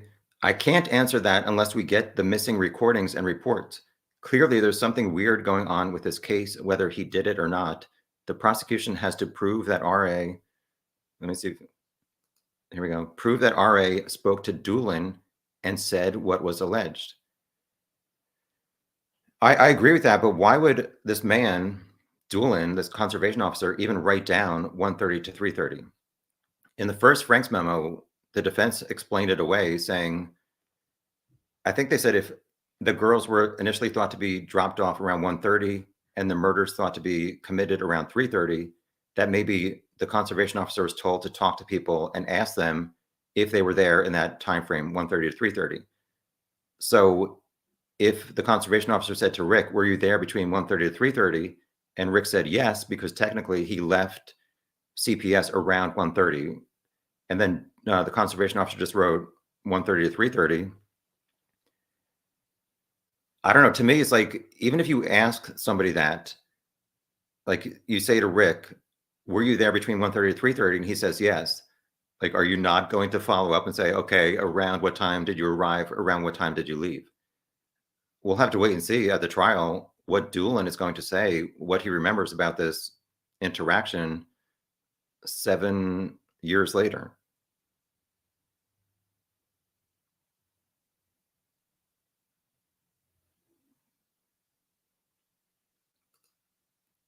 Kristen said the defense are doing what they are supposed to.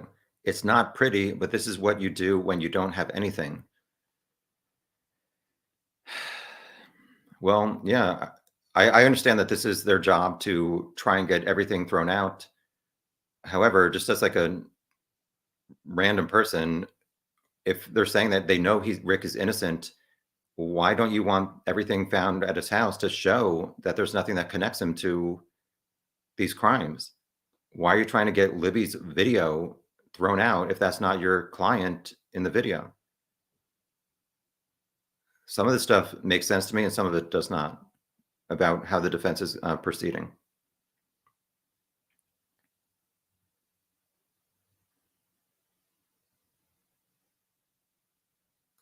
Hi, Ms. Bojangles. Thanks. I don't like how I read. A lot of people watch my live chats to fall asleep.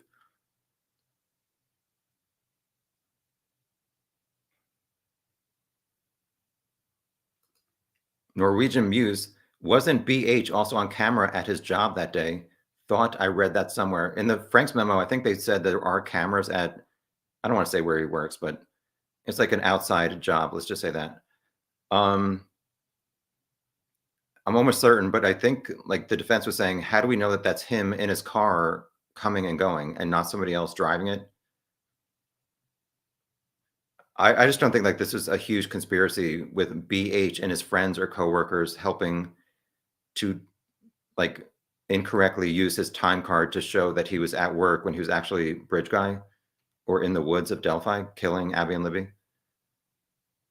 I just not have seen enough evidence by the defense to show that.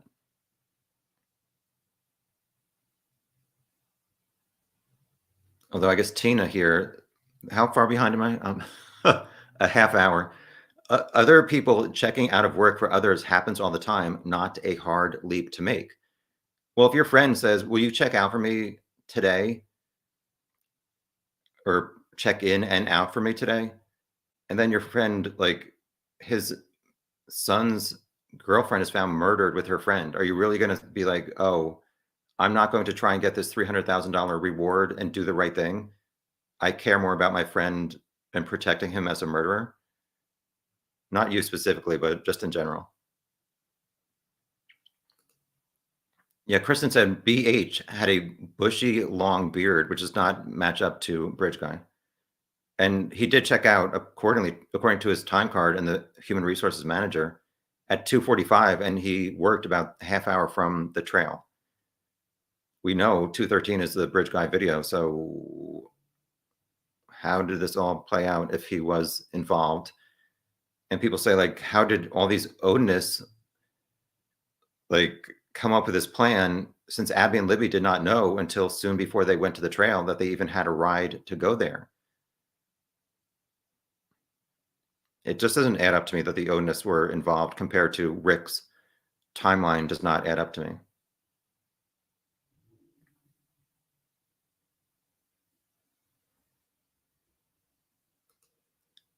Sinbad Sailor says law enforcement can't extract data from people's phones without their permission or a probable cause search warrant. Okay. Hi, MB Inc. The 3 Rushville cops had an interest in BH and Associates, correct? However, I have not seen enough significant evidence pointing towards any of these Odinists being Bridge Guy or on the trail or in the woods. Obviously, this one EF guy told 2 of his sisters that he put antlers or horns on Abby's head or in her hair. People who have seen the crime scene photo said those are just random parts of like stuff that was in the woods and not necessarily antlers or branches that were placed on her head.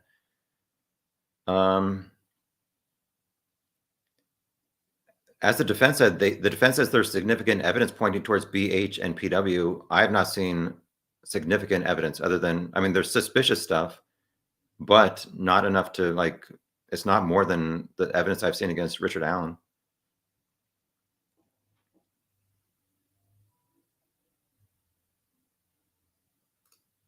Hi, commentator Root. Need the time of death for anybody to be blamed? I mean, Libby's grandfather was there at 3:30 a.m. the 14th. Then all of a sudden, the girl's phone pinged at 4:35 a.m. Kind of weird to me. Well, the defense is saying her phone pinged at 4:33 a.m. However, the prosecution said that's not true. That AT&T was trying to ping the phone every 15 minutes, but the last successful one was, I forget, like around 5:30 p.m. on the 13th, the day they were missing.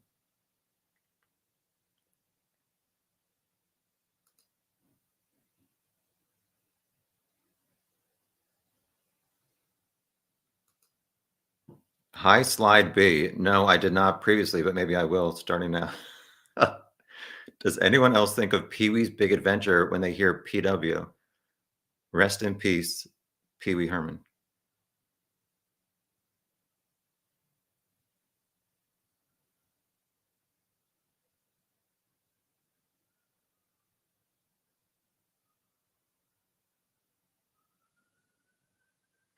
Hi, SP74. Some witnesses are only good for timeline evidence, which, yes, I guess not exactly like telling who they saw in past, but these 4 girls saying the 4 girls, even though only 3 of them gave descriptions, they, at least some of them, saw the screenshot from Libby's video in her phone and said, yes, that resembled the guy we passed. Although obviously all of us have read 3 of these girls kind of gave very different descriptions of the same man they passed. And then witness 4, even though she said she saw somebody who's like 20 with poofy hair, and then later apparently said, okay, maybe as young as early 30s. She also said he did resemble the man from Libby's video. So to me, it does seem like Bridge Guy did come from the Freedom Bridge area onto the trail around 1:30. Witness 4 saw him around 1:53. And then Abby and Libby were at the bridge within like 2 to 3 minutes after that.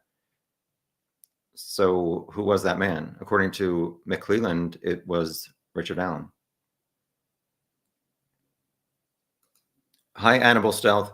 Do you ever get tired of answering the same questions each live?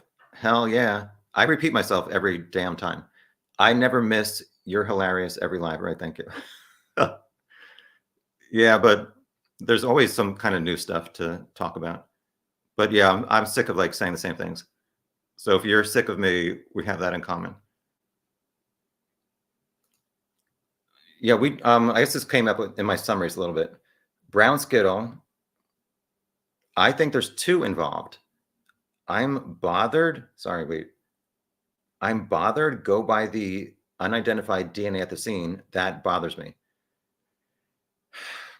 Well, it is interesting that apparently behind the scenes, both Liggett and Lesenby say they think two people were involved. Is that because the DNA did not match Richard Allen? I obviously have not seen like all this crime scene evidence, but I do think Richard Allen, a 5'5" or 5'4" Richard Allen, could have been the only person who did this.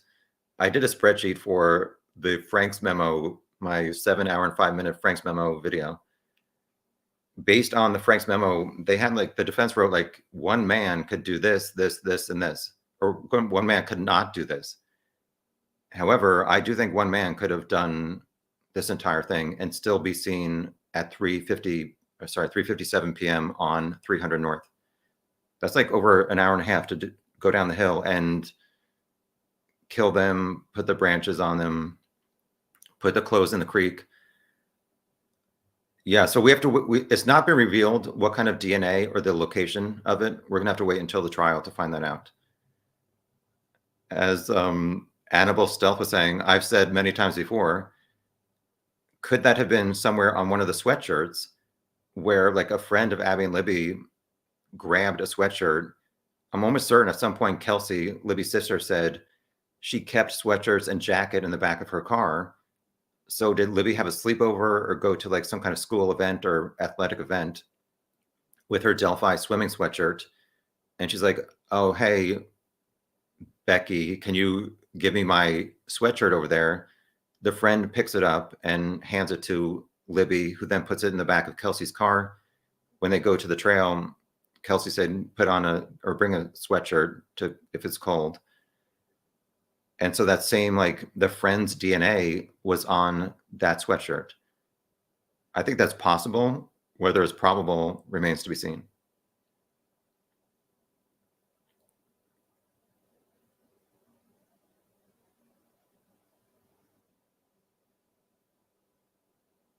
Hi, big fish, small pond. Is it weird that BH said he met Abby at PW's house? Yes, I was kind of surprised to read that. Also, it is kind of suspicious that he would say, I never met her. I never met. So this is BH, the father of Abby's boyfriend. I think he said at one point he never met Abby. Then he said once. Then he said twice, including one time at this other Odinist PW's house, who did live in Delphi. I'm almost certain at some point one of the 4 children of PW may have been also in 8th grade with Abby. I guess it remains to be seen more information about this whatever encounter.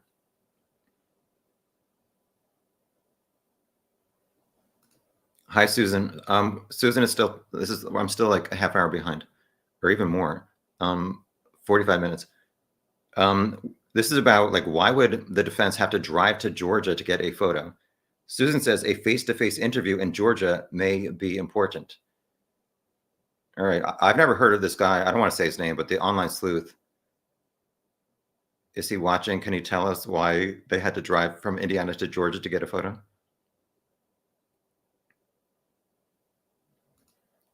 In Gail's opinion, Rick's trial will be in the year 2525 if the man is still alive. Is that a typo, or we're going to have to wait 500 years? I'm just hoping for a resolution for the families on both sides and Richard Allen himself.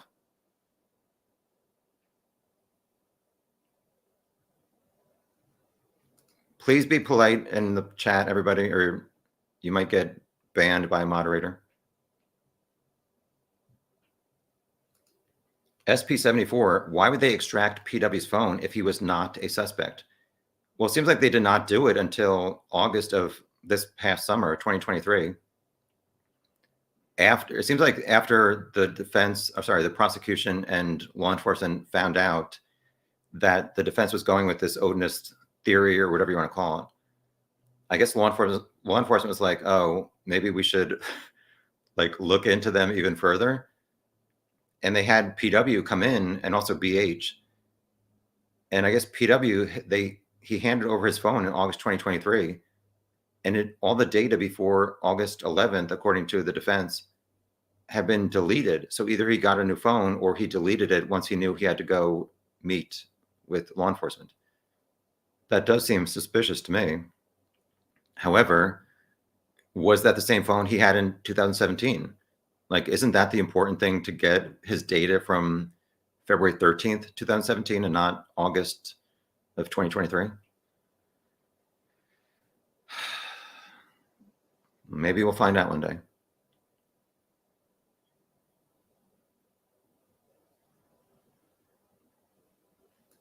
Love to hunt. Judge Gull should have set the new trial for July or even August. It seems like maybe she had other stuff on her calendar. She had a lot of denials to do.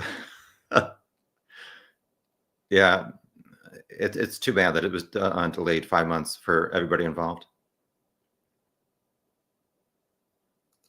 Tina says, if these cops were doctors, would you trust them with your life? No. I think I would be getting a second opinion. I agree with you, Tina.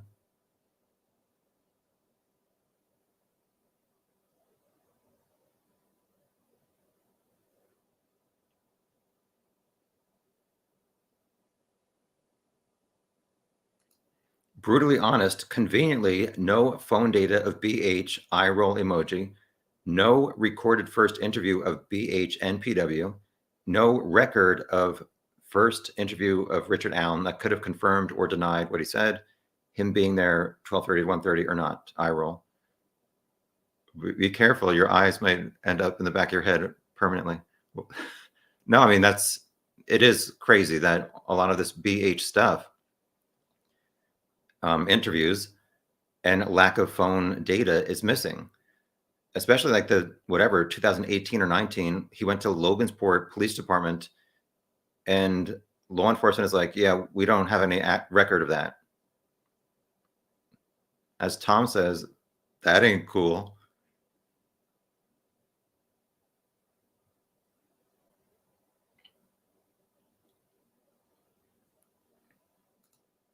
Brown Skittle, the timing has him stick. That's the whole point of Libby's video. The timeline, so brave.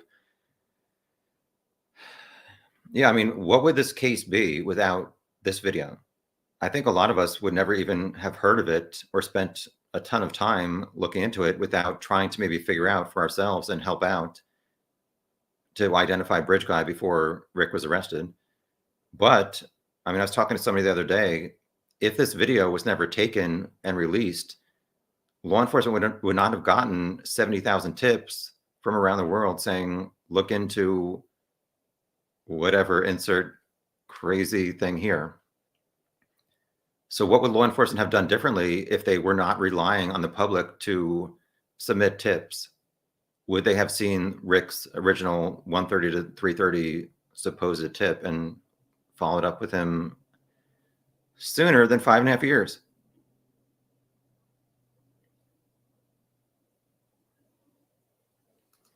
DB, I think they asked for a delay of the trial because they just got a new cell dump and wanted to get the question certified for the psychologist deposition. Oh, you mean for some of these hearings? Yeah. However, as I said before, like if you want your client to go from prison to county jail, why could they not have that hearing last week?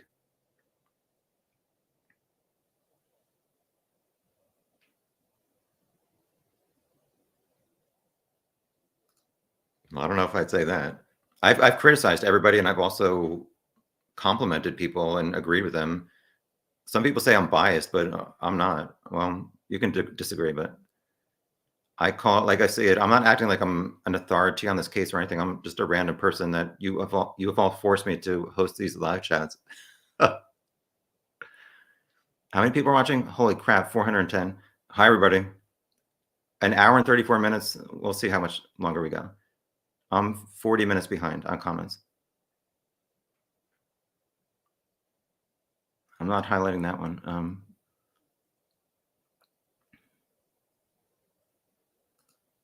Brown Skittle, his attorneys are trying to force a continuance so he can try and get parole in October.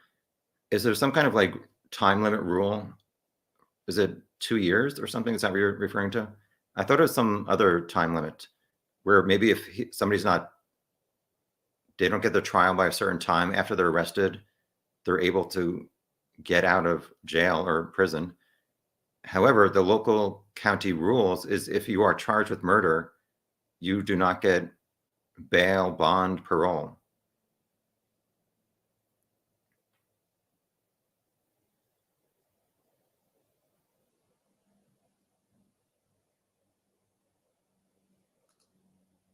Thank you, Katja.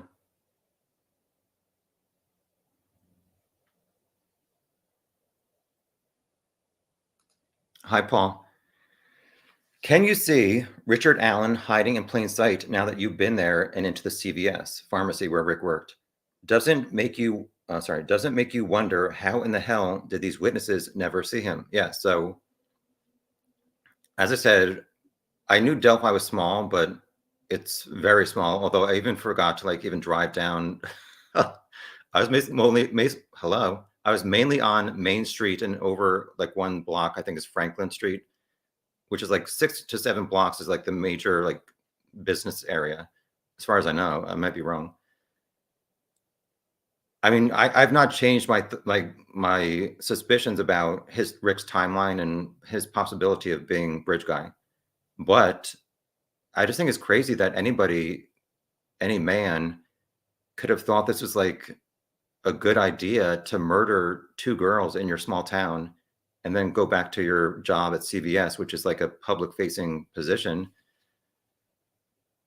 And just like law enforcement saying, oh, we think it's somebody local, but never figuring out in this small town of like not very many men who matched up to, obviously the wanted poster was incorrect regarding Rick because he's 5'5" and it said 5'6" to 5'10". It said 18 to 40. He was 44 at the time, which bridge guy was wearing a hat and hood. So obviously it would have added a few inches. So I don't think that those stats were totally far off.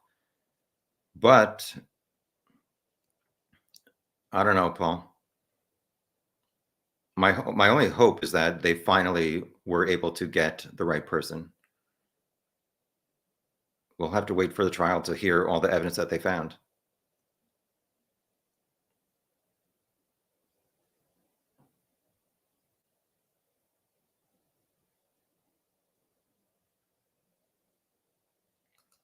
Yeah, somebody said one of the defense attorneys called gull like a really rude word, but I'm not, obviously it's not on tape, so I don't know. That ain't cool.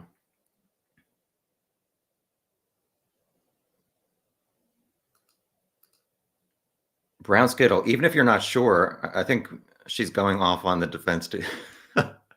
Don't defend him for God's sakes. Well, according to the defense, even Libredo, the temporary attorney or public defender, said he thinks Rick is innocent. Walden and Rosie said they think he's innocent. I just don't understand, like, what has the defense been doing for a year and a half that they are not ready? Obviously, I agree that them not getting certain evidence until very close to the trial is not acceptable. And I do want them to be prepared to defend Rick as best as possible. But it's like, what else are they doing for a year and a half to prepare to defend him? And they've only come up with saying that witness 4 saw somebody younger on platform 1 and a car that does not match Richard Allen's, when there's other drivers like 5 minutes before that and 14 or 15 minutes after witness 4 passed CPS who described cars that could possibly be closer to Richard Allen's car. Also, isn't like Baldwin representing another murder victim? And he tried to get Judge Gull thrown off of that case also. I think he tried it and she denied it. But it's like, why are these public defenders, Baldwin and Rosie, accepting this Richard Allen case if they are not having enough time to devote to it? Any public defenders in the chat want to say, like, wouldn't Gull say, do you have enough time to take on this huge case with over 5.5 years of evidence?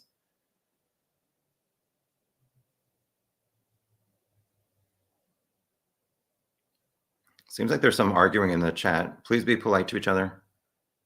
Moderators, feel free to ban people. I don't care.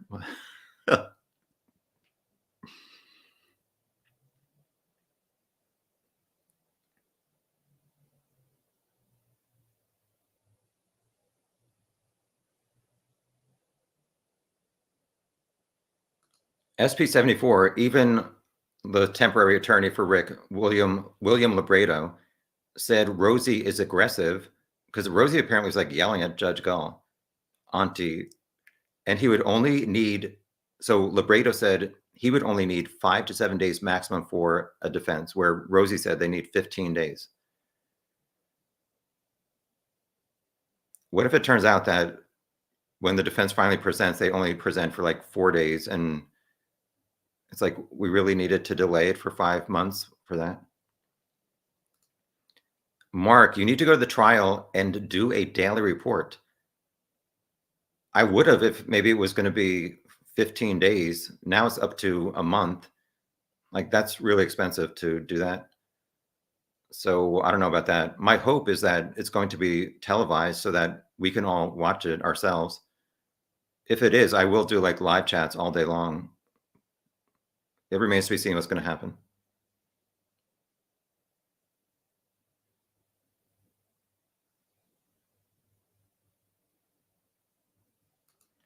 Hello 11. After your visit to Delphi, could you please let us know if you think there is more than one killers? No, I think one person could have done this, including Richard Allen. So law enforcement has, obviously, they've been shown to be incompetent. However, I swear the only time I say however is in live chats. Law enforcement has had 1.5 years to look into Richard Allen and any connection to other people. As we all know, nobody else has been arrested for this case or their involvement. I think it's possible that Richard Allen did have some kind of sexual motive that he did not share with other people. So he could have done this by himself.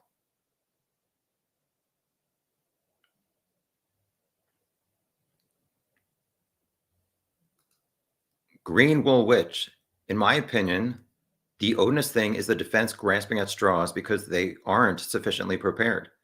Please come to CrimeCon. It's in Nashville. Isn't it next weekend? I won't be able to make it, sorry. But say hi to everybody for me.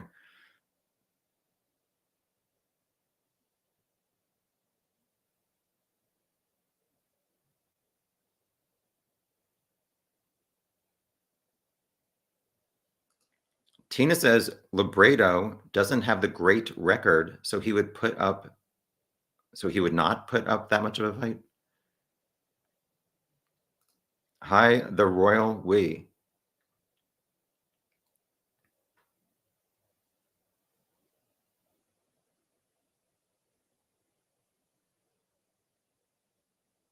I'm not frozen. I'm just looking for some comments to highlight.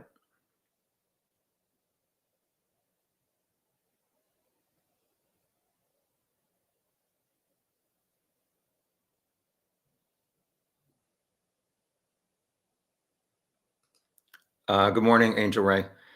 The killer may have been hiding for hours beforehand, so why focus only on that time frame? Also, they could have come through the cemetery or Ron Logan's. Can you get to the bridge without crossing the creek? Yeah, you can. From the cemetery, you can just like go through the woods to the like this. Well, I always get it the wrong way. Over here is like you can go over there and you're over by the cemetery. But why did the owner of a car at CPS never come forward? which again is one of the things that points towards Richard Allen's guilt to me. In April 2019, the head of Indiana State Police, Doug Carter, said, "We're looking for the driver of a car at CPS between noon to 5. And if Rick was parked there noon to 1:30, why did he not come forward?" Obviously, you could say he already told police in 2017, so he felt like he did not have to come forward again. However, nobody else came forward to say that they were parked there. So does that mean that there was another guy who was bridge guy and it was not Richard Allen? As I've said, I mean, just the timeline does not add up to me that Rick was on these trails between 12:30 and 1:30, the same time the 4 girls were, and they did not see him for 60 minutes.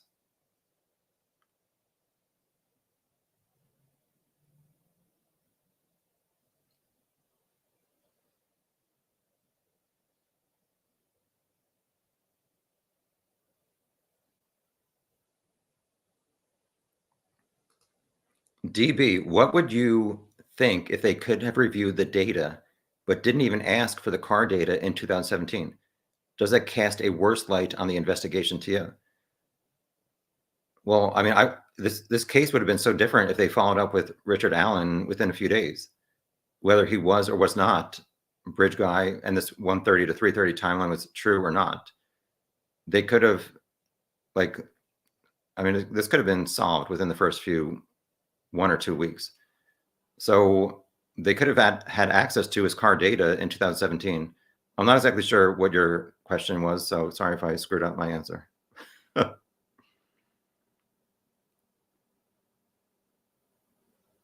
Mark says 515 spreadsheets, maybe a sign of neurosis.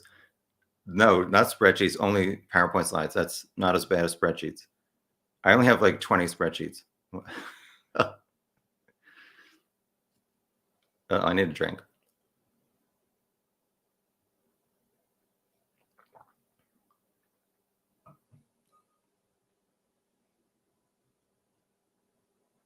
I'm 50 minutes behind on comments for anybody who's keeping track. Hi, DK, we'll have to go with that. It's a shame that this case of Missy Beavers will never be solved, I think. Yeah, that's the only other case I've really spent a lot of time looking into. And my only hope, it's been over 8 years that it's unsolved. My only hope is similar to Delphi, that the police never followed up on certain suspects who maybe they talked to at the beginning. We'll see. Paul, standing on the bridge, do you think you could hear someone arguing below? It was fairly windy. I didn't, I don't know if I showed videos from my latest thing. So the trees were making noise, but obviously in the winter, there was no leaves on the trees. I forget if the creek was making a lot of noise or not. I don't think it was. I might have to look back at my videos. If you're standing on the bridge, if you could hear somebody arguing below, I don't think there's any way for anybody to really be standing below the bridge. Like, I don't know how they would get there. Like, here's the start. I don't think there's anybody like who could be standing down below arguing. Are you basing that on the like rumors that flannel shirt guy told Libby's dad that there's an arguing couple down under the bridge, where maybe he said down by the bridge? Yeah, sorry if I didn't answer that correctly. Hi, Jinx. I was sitting behind Kathy Allen at the May 7th hearing. Was it true that she and Rick's mom started crying after it got delayed 5 months of the trial?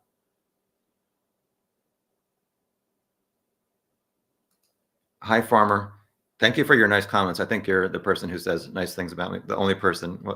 I seriously hope it goes to trial. I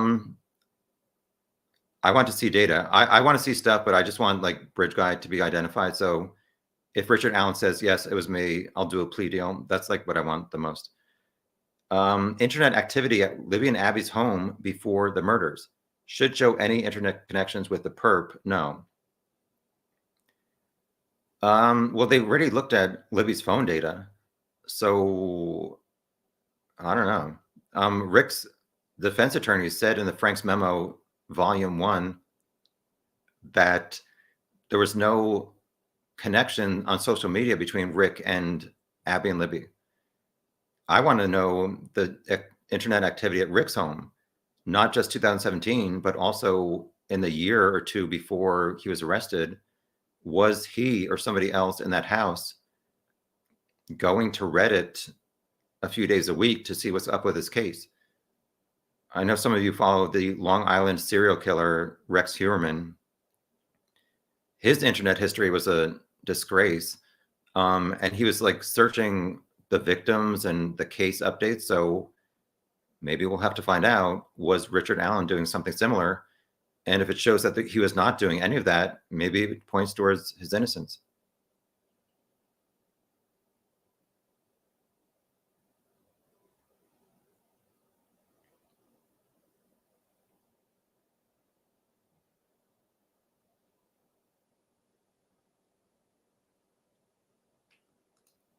Aloha, Kevin.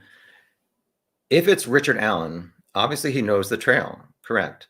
He's planned the crime. Why does he park at CPS? He could park at the cemetery, never get seen by the 357 driver, easy getaway, makes no sense.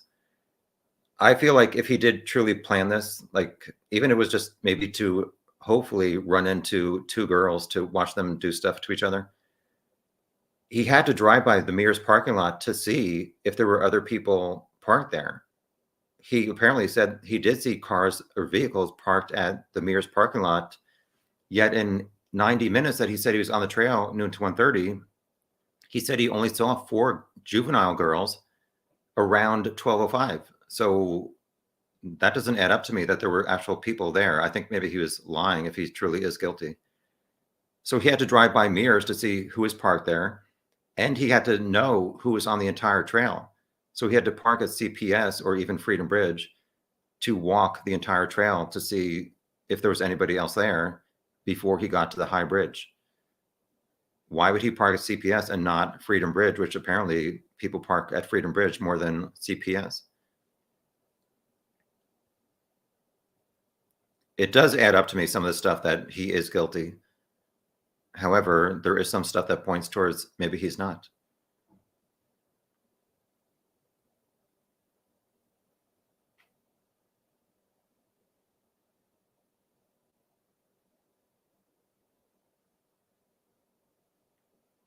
Jinx is pretty sure there was some serious side eye at the hearing.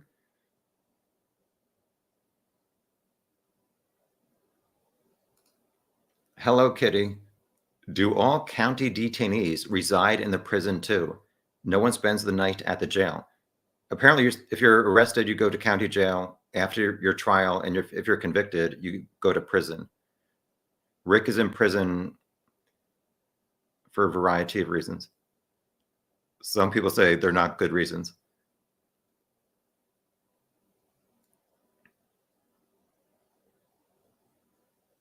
Approaching 2 hours.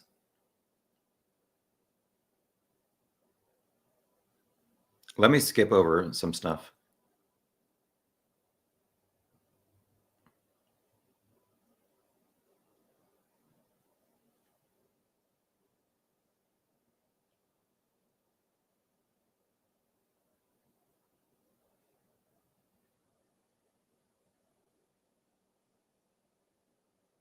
Sorry, I'm just looking for some new comments.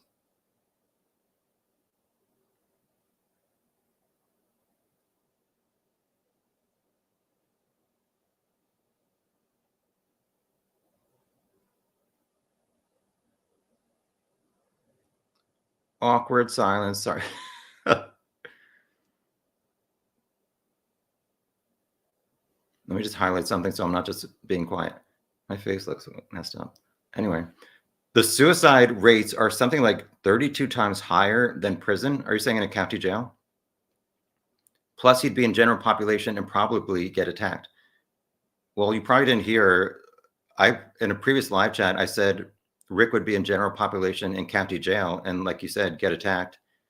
And some woman left a comment after that live chat saying her husband yelled at the TV that there isn't general population in a county jail.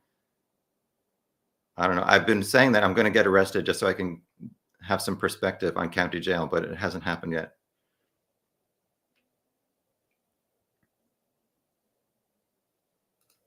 DB, you really believe he confessed to 25 different people. That's a lot of people to confess to. This is a complicated crime. I thought he confessed to a few of them and people were corroborating it. Well, neither the defense nor the prosecution has released any real specifics of exactly what he has said. McClelland said, didn't he say like 16? Let me look real quick. For the number 6, crap. Hold on. Please stand by.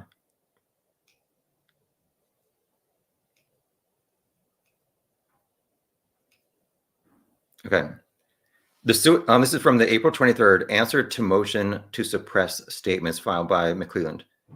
The suicide companions will testify for confessions and relevant statements against his own interest, which includes 16 correctional officers, 8 inmate companions, Westville Warden Gallipo, mental health personnel, and Indiana State Police officers. Stay tuned for what that's all about. It doesn't sound good, though. And I'm just curious, like, even if he is having some kind of like mental breakdown, like, why are you repeatedly telling people in prison that you're a child murderer and a child molester? I don't know. I just don't have the answer for that.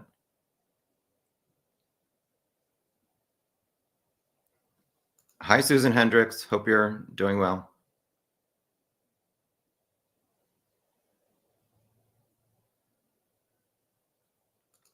Tina says, the more confessions, the more I think rantings of a madman. Well, how did he become a madman? Because he's in prison and alone in a cell. And I know people say, like, it's loud with crazy ass inmates screaming all night and the lights are on all night, so he's not sleeping well.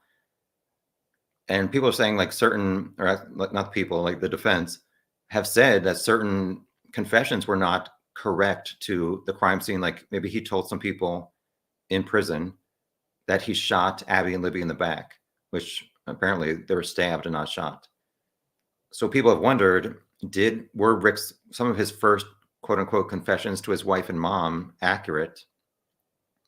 And then he realized, oh, maybe I should not be calling my family members and saying I'm guilty of this crime. So maybe a strategy to take attention away from those first confessions is for Richard Allen to continue confessing to 25 people, yet having like false statements in those subsequent confessions. As I said, we'll have to wait and see exactly what he was saying to all these different people. Hi, Duchess. I wonder where Rick was before he went to the trails that day. Tom wonders that too. And after. I want to know what he had for lunch and where. I don't know if it's, I don't know if that's necessarily important, but I do wonder. Within the past like month or two, there's been a rumor that he went to his mom's house before the trail. Again, it's just like an internet rumor. So we love internet rumors.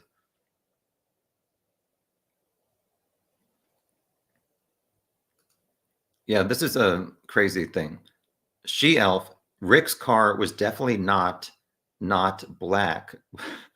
The defense in the Frank's memo kept saying that witness 4 described this car at CPS as not black, and Rick's car is black. Why can't they say which color she saw? Like, was it yellow, red? Hello? Big Fish, Small Pond. Can employees park in the front spaces at CVS? There's like a back area, which maybe that's where they normally park. But Rick, if you saw my picture, you're required to watch every minute of my videos. It was more like in the front side, which is on like that, the main street. So law enforcement would have seen at least sometimes, this car that matched the 127 Hoosier Harbor Store camera. I was somewhat tempted in Delphi when I drove by Hoosier Harbor Store to go in and say, is your camera motion activated or constant? Because a lot of us have wondered, how would Bridge Guy or whatever, this man on 300 North, not be captured on the Hoosier Harbor Store camera? Is it because it only captures cars going fast enough and not somebody walking slow? I was too afraid. Maybe I emailed the Facebook account of Hoosier Harbor Store like years ago, and as usual, nobody replied.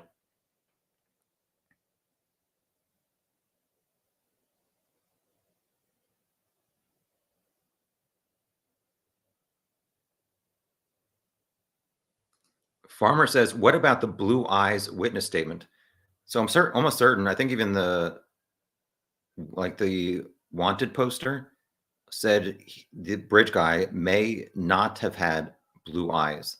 So who would have said that description? As far as we know, there was these 3 out of 4 girls who gave the description of the guy around 1:30 near the start of the trail. Witness 4 was like 50 feet away.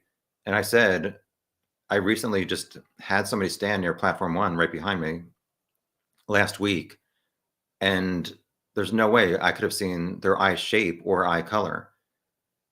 Like, what color do you think my eyes are?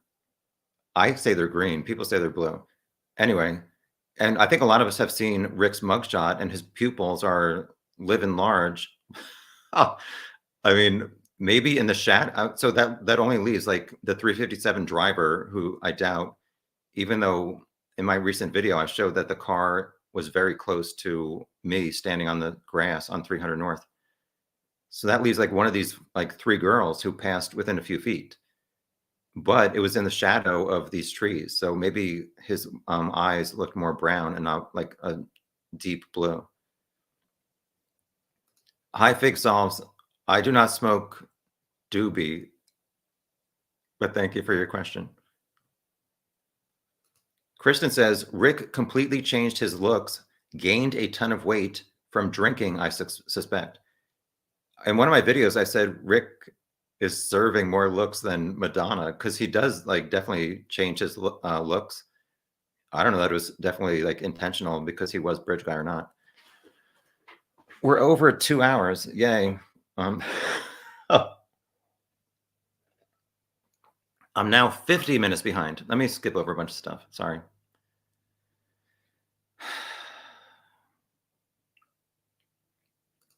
Hello Kitty, CrimeCon 2025 is in New York City. I doubt I'll be there. There's one in England in September of this year, maybe. I won't be at that one either. Purdue says, common practice, each school manages its own calendar. If for anybody who doesn't know, Purdue, somebody gave me this, a nice person gave me this shirt when I was in Indiana. Purdue is a university.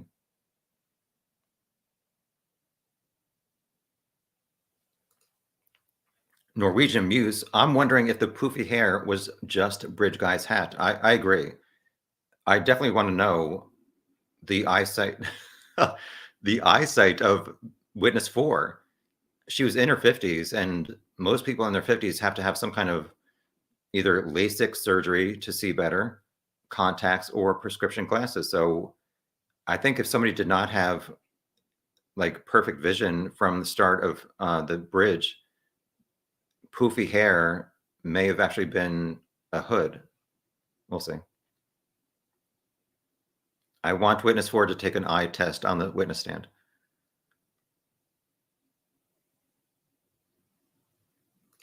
Hi, Harvey Carroll Jr. Harvey has done like some spreadsheets of his own. We provided KE, I don't know who that is, with spreadsheets of our witness suspect matrix, but did not have Richard Allen on it, but had witness times with Bridge Guy to compare and contrast physical, partial facial, voice, and timeline with law enforcement. Oh, maybe you meant law enforcement instead of KE. So do you feel like your witness matrix, did it have anybody else, any other man around 2:15 on the trail? I might see your response in the next hour.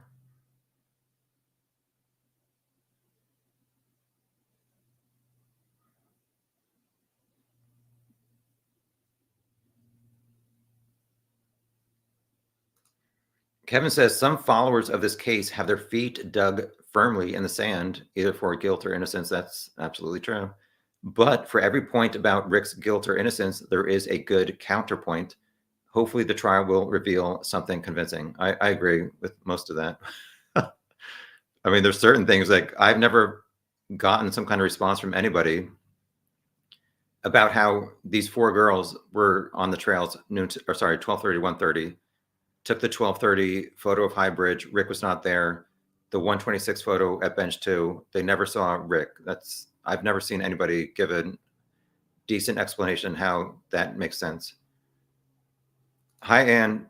Yeah, I was not planning on making like a Delphi drive around video, but after the hearings got canceled, I had nothing to do for a while.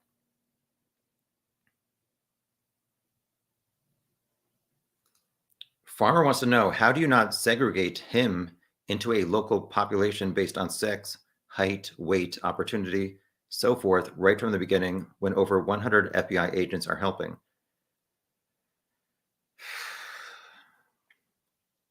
There definitely needs to be some updates to the procedures on some investigating in Indiana. I forget. I mean, I know there's like, I think there was over 200 officers from 45 different agencies helping within the first few days and weeks, which may have hindered the investigation instead of helped it. Hi, missing people. I'm glad you're not missing. I'm in the camp that his son-in-law snitched on his drunk outburst. Yeah, so for people who don't know, again, an internet rumor. I'm not saying that missing people started it. There's just been a rumor that either Rick's daughter or her husband turned Rick in for some reason, maybe after Rick made some kind of incriminating statement while he was wasted or smoking doobie. I don't know.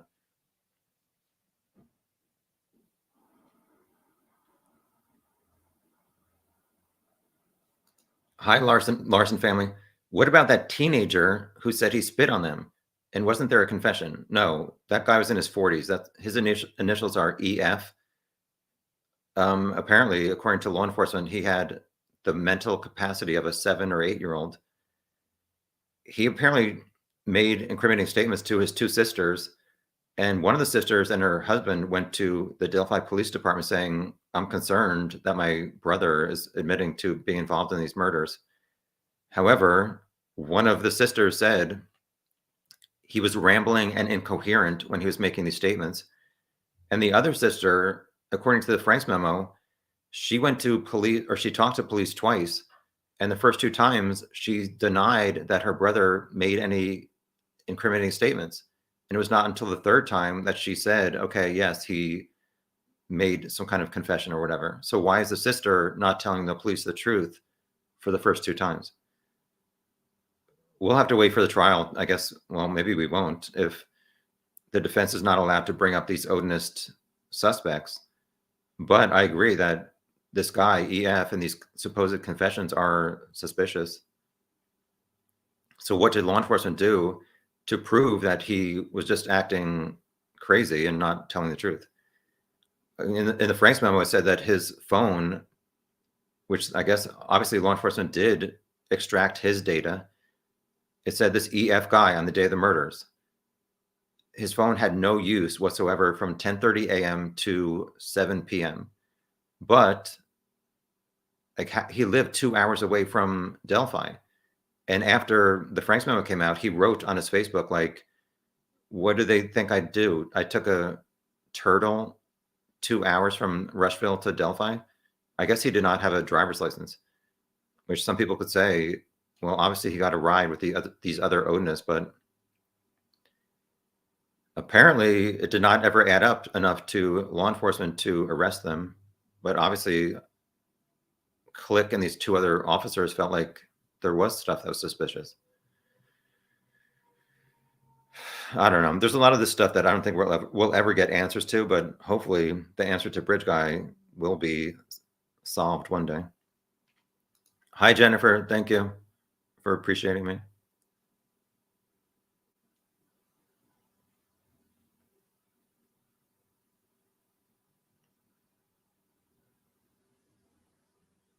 Thank you, Green Wool Witch. Yeah, I don't remember ever seeing your screen name.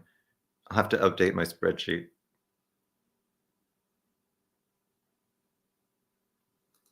Gail, yeah, I have the same, not concern, but whatever. I wonder how often Rick walked those trails and where he parked and what he brought each time. So many questions. Yes. According to the defense, he often went to the trails. We also know, if we're obsessed with this case, that the McCain brothers also went to the trails often. So I'm curious to know if the McCain brothers can provide any kind of insight. How often did they see Richard Allen before February 2017 at the trails? Do they recall where he would park his car? After the murders, how often did they see Richard Allen on the trails? Would you think, sorry, there's a bird outside, that's why I'm looking outside. Would you think it's suspicious if the McCain brothers at the trial say, yeah, I remember seeing Richard Allen on the trails often before February 2017. After, I never saw him again. We'll have to wait and see if the McCain brothers provide any kind of insight into whether or not Rick is guilty. But if they do say, maybe the defense will call them and say, yes, we did see Rick after the murders on the trail. So you could say that points towards Rick's innocence.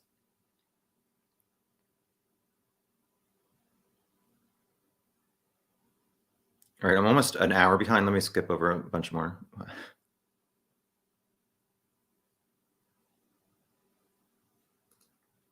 Angel, yes, this is a good point.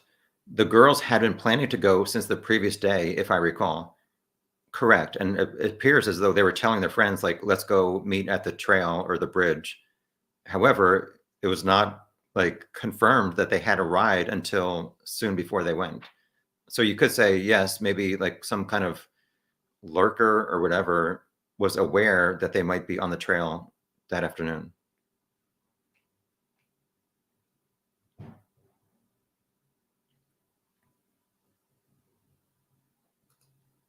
Purdue says it takes a special person who wants to get known murderers off on technicalities and be able to sleep at night. They do not ask their clients if they are guilty. They do not want to know. Yes, as far as I've heard, like most defense attorneys don't want to know if their client is guilty or not. However, what happens when the client says, I'm guilty and I want a plea deal? Aren't they obligated to say, okay, we'll talk to the prosecutor? And if you're a defense attorney and the prosecutor says your client has been confessing to 25 people, and you have this audio of Rick calling his mom and wife, apparently, and saying, I killed those girls or something similar, do you not say to your client, yo, what up? Is there something you want to tell us? Apparently not.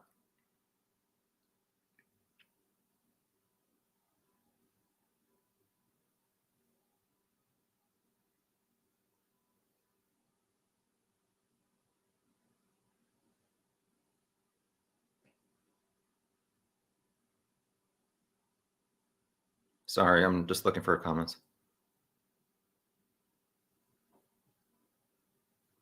Hi, Curtis. As time drags on, I am more and more convinced of Rick's guilt. Defense wants too much excluded, and all the confessions are convincing me.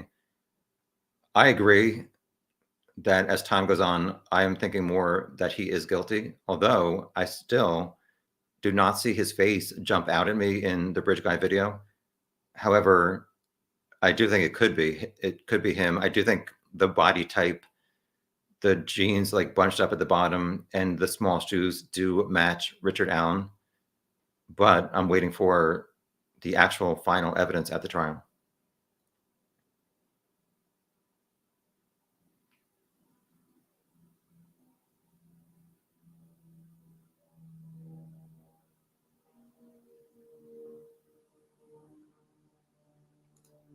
Hi, Bernie Byrne. Are you going back to Delphi?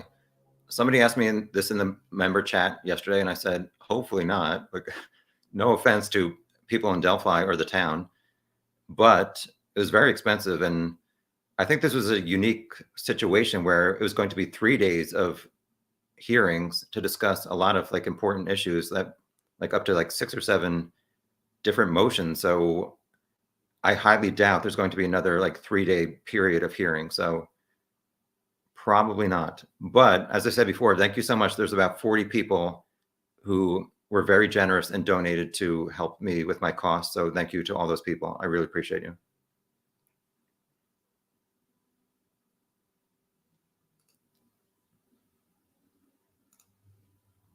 If you want to donate to the Tom Travel Fund, $2 to $5, anything is appreciated. Thank you.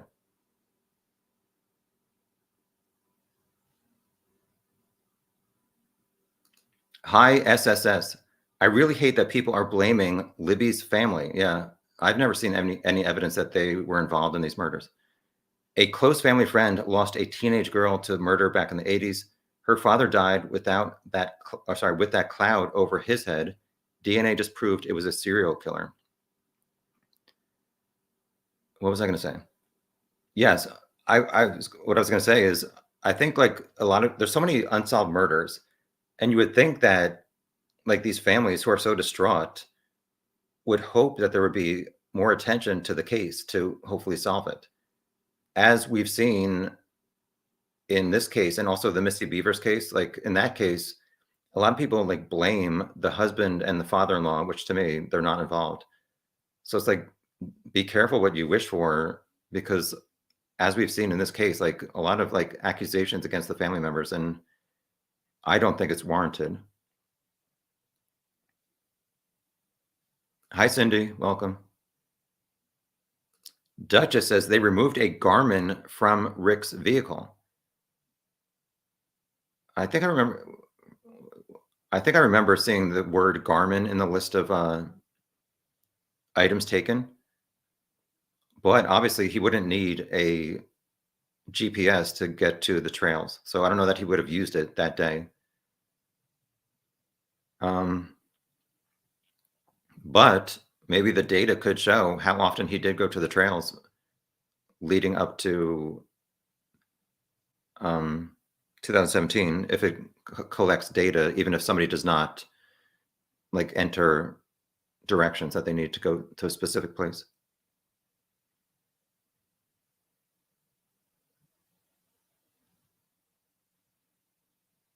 Hi, Bossy. Why do you think more people have not spoken out against Richard Allen? I mean, against or for? Like his friend saying he was a good person who I don't think he could have done this? Well, you said against, so I mean, there's enough people who have spoken out against him. I contacted some people on Facebook who were on his wife's friend list. As I said repeatedly, nobody ever replies to me, so I don't know. I don't know that he had a lot of friends. Neither do I. Jennifer, thank you so much for your generosity. I really appreciate it, and your kind words before. I guess you guys are talking about the F tree and Libby's blood on it. Hi, Sawyer Smith. Sawyer Smith says it was blood spray from the arteries. I don't know. I feel like the horizontal part of this F tree, which it's called F because the defense says it's an F rune that these Odinists painted with Libby's blood after she was killed. But some people say when she was stabbed, if she was facing the tree, like there would have been blood spatter, which one of those witnesses is going to be a blood spatter expert. And it is blood spatter, not blood splatter for anybody who ever types that. We'll have to wait and see what these experts say. I'm almost certain True Crime Web, who has his own YouTube channel, he's a former investigator, and I think he did some kind of testing about blood spray and spatter, and maybe you want to check that out.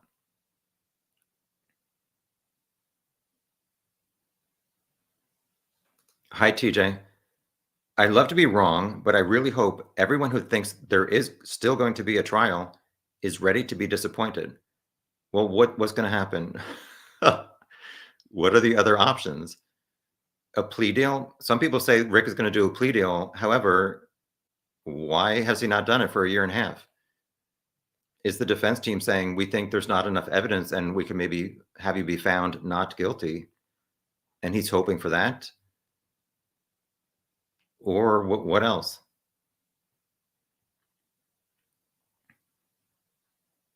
"2025, it's song lyrics." Hi, Marie. I've never heard it, and Siri's not with me right now, so I can't ask her. She's napping. She's sick of all my questions. She's so tired. Gail says, since it appears the girls went to the trails spur of the moment, did Rick premeditate? Did he have CSAM, or was this spur of the moment? So many questions. Yeah. I don't know. I was thinking like this day kind of seemed, I don't want to say like the only day he could have done this, but if Rick truly was bridge guy, and I think a lot of us will agree, there seems to be quite a few items stuffed in his jacket. So in a summer day, if it's hot, he would not even have that ability to hide items in a like larger coat. So was this like I don't want to say a special day, but it was like a Monday where kids were off from school. So would he maybe be hoping that there would be children there, but not adults? Did he have CSAM? I don't think so. It has not come out yet by the prosecution or the defense, so we'll have to wait and see at the trial.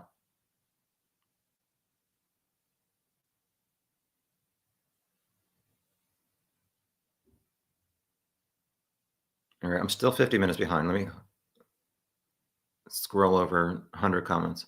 Sorry if I don't get your comment. I'm kind of busy. Oh. Alec, thank you as always for your extreme generosity. I appreciate you. Hope this helps to begin refilling the Websterian funds so we can eventually get you back out to court in the future. Hopefully not on a weekend where a motion to boot the judge is filed. Thank you, Alec. I appreciate that. We'll see what happens. If there is like another 3 days set aside and it's not televised, I would like to hear what goes on. And then like my point was to do live, like really take detailed notes the entire day and then come back and do live chats to like read my notes with all of you so you guys know what happened. So unfortunately that did not pan out.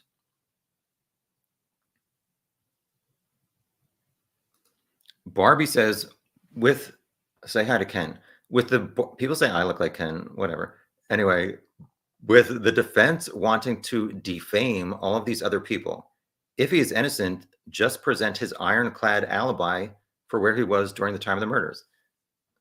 I mean, that's a good point, but apparently they don't have it. And I've said previously, if he went to like McDonald's after he left the trail at 1:30, apparently there's not a receipt for that. I'm not saying that he definitely had to go like purchase a lunch afterwards, but if he said he was there noon to 1:30, where and when did he eat lunch? I know that sounds stupid, but I think it is somewhat important to his timeline. And like, what kind of text messages or phone calls was he exchanging with his wife saying what he was planning to do that day? Did he not text anybody between 1:30 and 4:15 p.m.? Actually, oh my gosh, that's reminded me.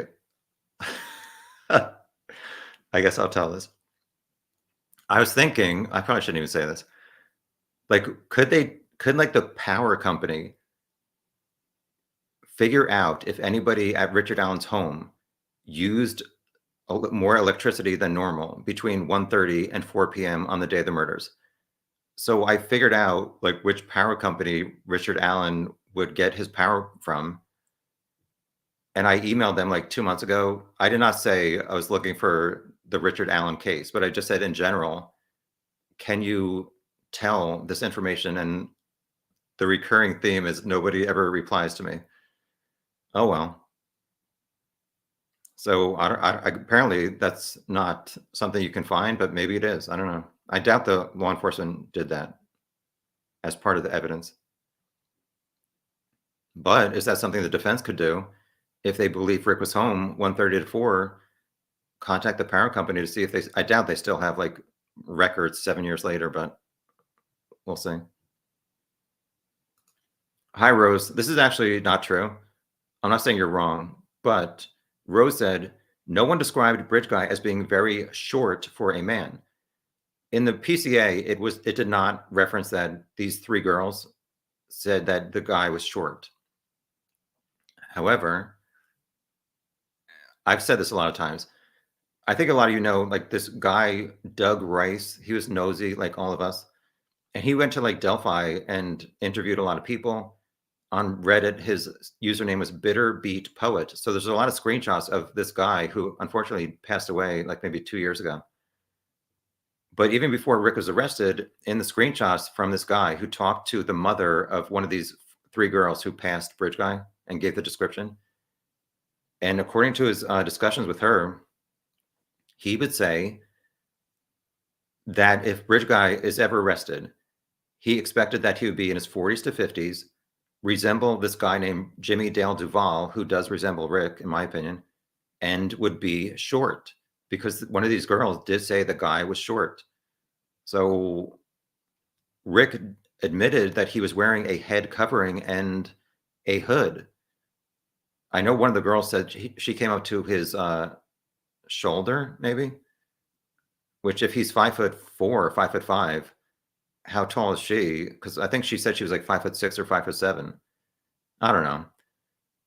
We'll have to wait for the trial to hear the final statements from all these witnesses. But I don't think it's like totally out of the realm of possibility, Rose, that Bridge Guy was not Richard Allen.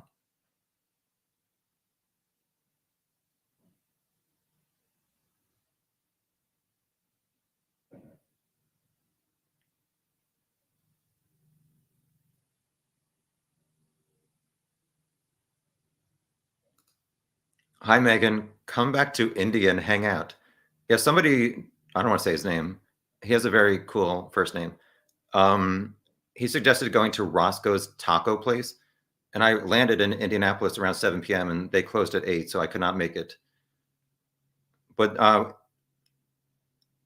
Roscoe's is like 30 minutes south of Indianapolis, and Delphi is like an hour and 15 minutes north of that. So maybe one day I'll come back and have a meeting at the Delphi Dairy Queen.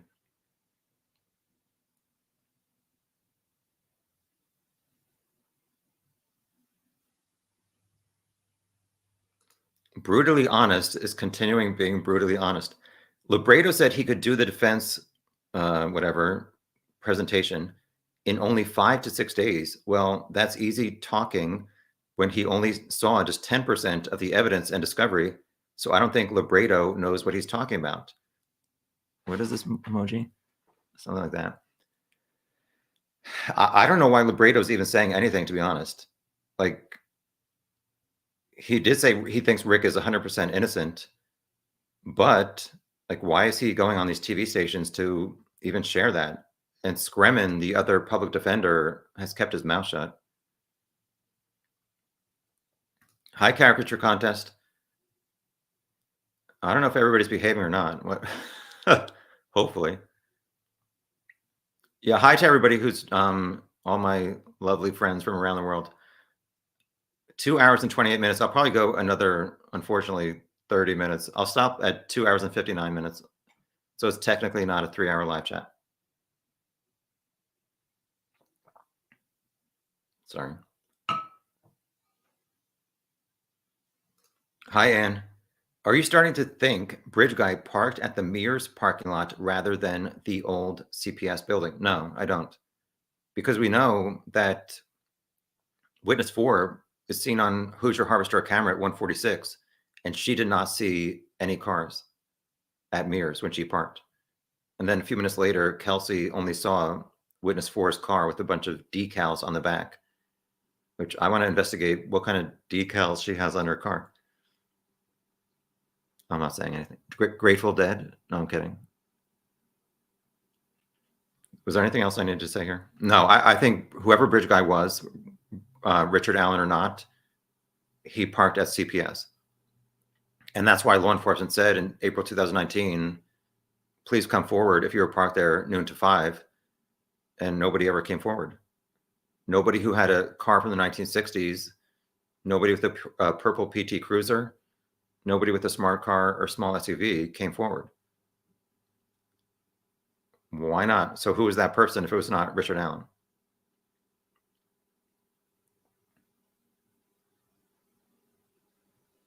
Hi, Rainey. After watching many court cases, it's apparent law enforcement incompetence is commonplace. Well, yeah, this Karen Reed case out of Boston, apparently they collected blood with red Solo cups, which is what college kids use to drink beer. That's not good.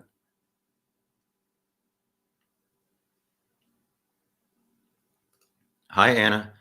I don't think this case is as simple as Richard Allen did it or did not do it. There is a twist about which we have no idea, in my opinion. Yeah, I've come to realize expect the unexpected in this case, and I don't think McClelland has really revealed their best, quote unquote, best evidence against Richard Allen yet. So stay tuned.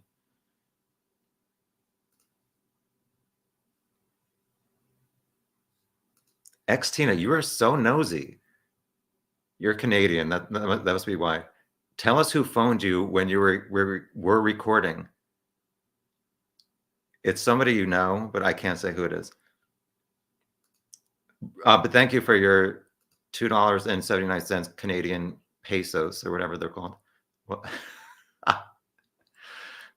and hi to your husband and your child, who hopefully you're ignoring to watch my live chat. Thank you, Brutally Honest, for your euro, I think, and for staying up so late in Holland. I think that's where you are. Thank you for always trying hard to stay objective. Yeah. I've never said Richard Allen is Bridge Guy or guilty, but I just say the things that I think point towards his guilt and point towards his innocence. And people get triggered. I'm still 45 minutes behind. All right. I'm skipping over a bunch. Sorry.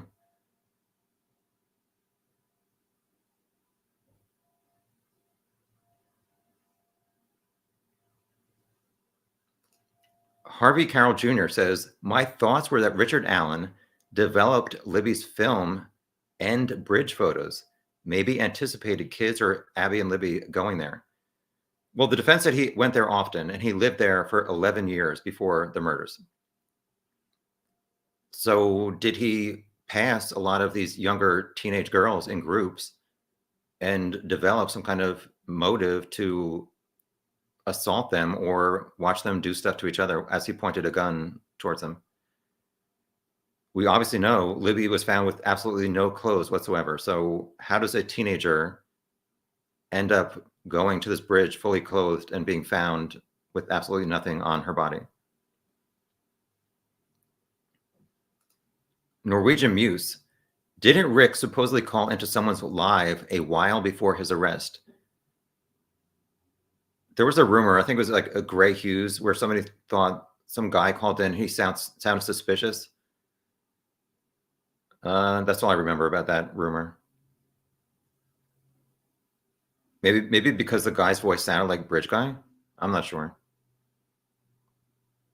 I don't watch Gray Hughes that much. He left a comment under my recent video where I said my video about the clothes in the creek. And I guess I started off saying people wondered where the clothes in the creek were found. And Gray Hughes, like the first time he's ever left a comment on my videos, said, who wondered that? I've said it a million times in my live chats. And I said, Well, not everybody watches your live chats, honey boo boo. Or I didn't say that part of it, but not the honey boo boo, but I can't with some of these people. Anyway, just ignore people you don't like. Like, this isn't a competition, people. It's the murder of 2 girls. Hi, is this Gray Hughes alt? Code Gray here. Hope there's a lot more concrete evidence if Richard Allen is to be locked away forever. Yes, I think there has to be some kind of more concrete evidence. And I don't think we should assume just because something wasn't in the PCA or the defense or prosecution filings that there's not like more concrete evidence other than what we've seen so far.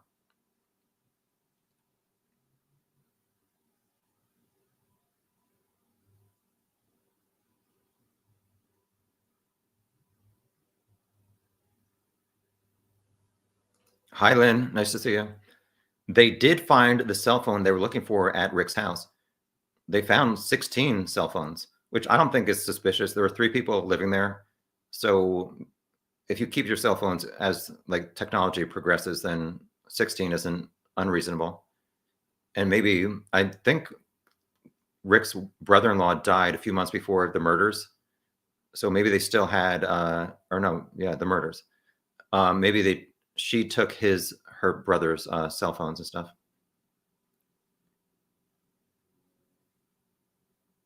Is that all I had to say? Didn't the defense say there's nothing on the cell phones that connected Rick to the crime scene? We'll have to wait and see. Hi, Chelsea. You're probably in bed by now. That was 40 minutes ago. I'm still so far behind. Hopefully you guys are like talking politely to each other and ignoring me.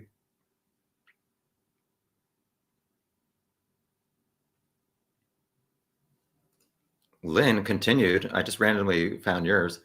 Again, the cell phone was activated in 2012, the year Lyric and Olivia were kidnapped and murdered.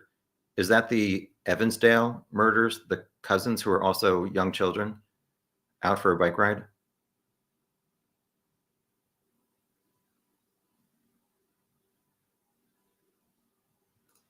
Fig Solve says, what makes the most sense about the confessions and suicide attempt is he knows he's been caught.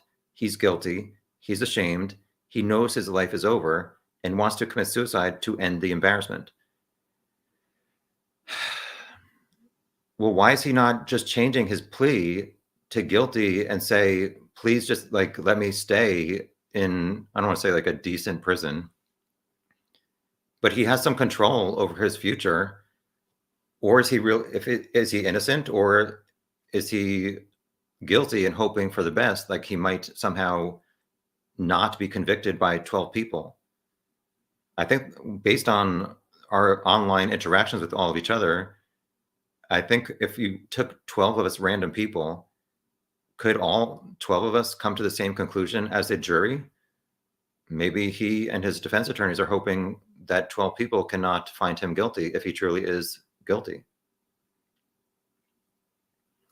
Stay Pressed Delulu Bishes says, Rick's lawyers told him to make other confessions with deliberately fake statements. That's not cool. I don't know if we'll ever find out if that's true. Big Fish, Small Pond. Why is this case still on the FBI Most Wanted? That was Hennessy said. Sorry, that was Hennessy said he was at his mom's. Oh, thank you. I never saw this.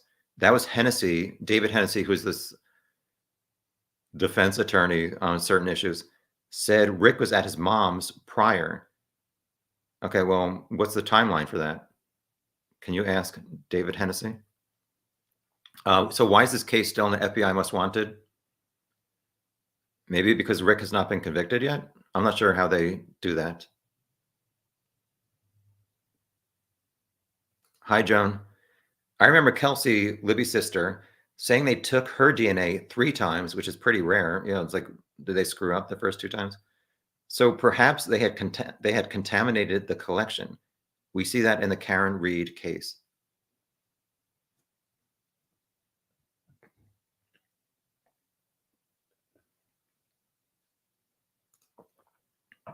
Hi, Megan.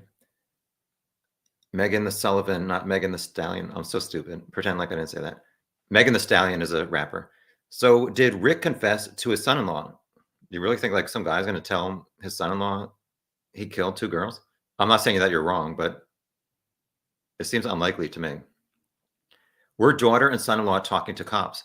So this has been a rumor, but I would say if I had to choose one thing about how police came back to Richard Allen, it was because this Wabash River search took 5 weeks, although it's still going on September 21st. So according to the PCA, on September 21st, 2022, law enforcement were reviewing prior tips and came across tip 74 in the FBI Orion system, which was this conservation officer's grocery store interview with Richard Allen. So it seems to me like maybe the rumors are true that Doug Carter was frustrated that police just spent 4 to 5 weeks looking in the Wabash River for maybe some kind of Kegan Klein related cell phone, knife, or gun, and did not find anything related to Delphi. So maybe somebody high up in law enforcement said, start from scratch from the beginning tips. And so they went looking into the FBI Orion system, and number 74 was this guy saying he was there 1:30 to 3:30. Whether that's true or not that he said that, still it says in that tip that was the time frame.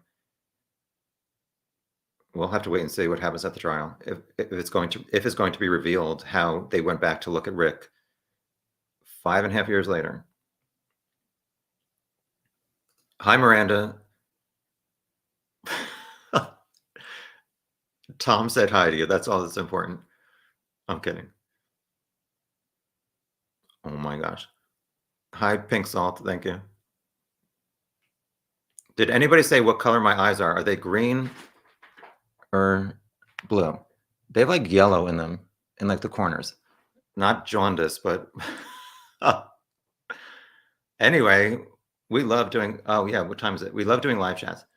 2 hours and 41 minutes, probably like another 18, 2 hours and 59 minutes. Thank you to my moderators who are moderating, hopefully. Code Gray, I don't know what people are talking about. I skipped a bunch of stuff. Well, Fig is apparently a moderator. People wonder like, how do people become moderators? I just ask like before live chat starts, I say, who wants to be a moderator? Write MOD. And I've made people moderators. I don't know every single moderator and stuff like that. So hopefully people are behaving. Miranda said, Tom has those dead, soulless eyes. Or are you talking about Rick? Yeah, there's some rude comments that I'm seeing here. Hopefully people... Uh-oh, what? All right, I don't know. I missed what was going on, so, but thank you, Fake, for being protective of me. Let me skip over a long amount of stuff.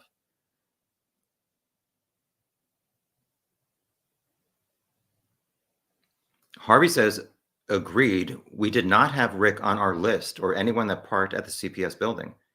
Per your ask an hour late, I guess. All right, so I finally did see it.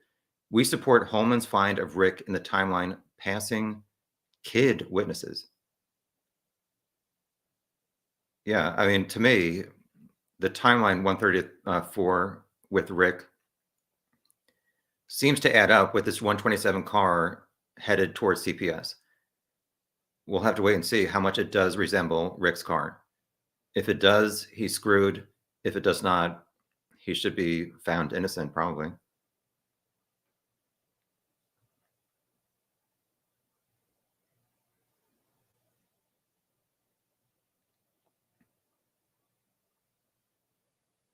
Where am I at here? I'm still 40 minutes behind. Let me scroll over another 100.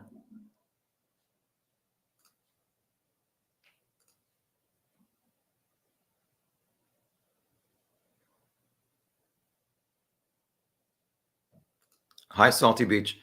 I want to see comparisons for extractor marks from the unspent round from Rick's gun and others. Why am I sighing?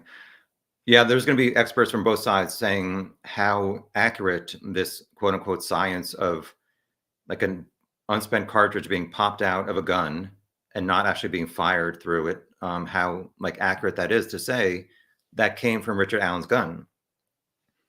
I've said previously, even if like an expert says it's not really great science, when law enforcement gets on the stand and says, well, we took a Sig Sauer gun, which Rick had a Sig Sauer 226.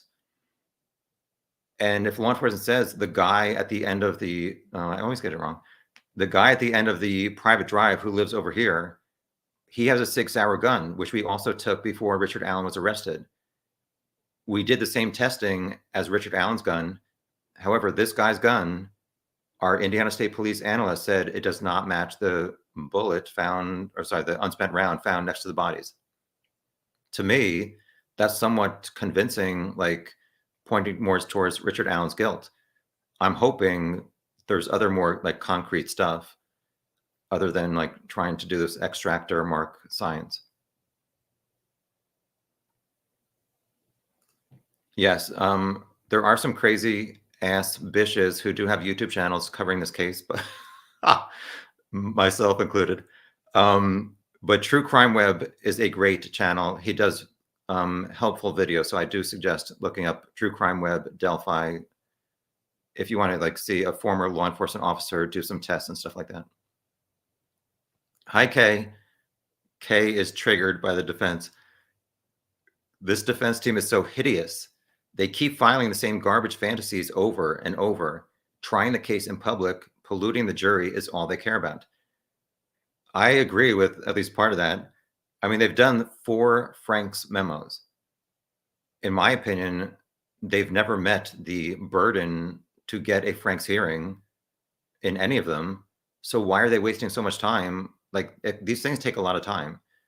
136 page was the first one with 126 exhibits. Okay, maybe the first time that was okay, but Auntie Gull denied it after they tried it, and they've done 3 more Frank's requests, and they don't. It's like McClellan said, it's not even relevant to what the Frank's hearing request is about.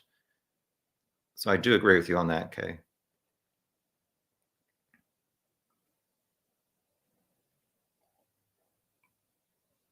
How much more? How much more you?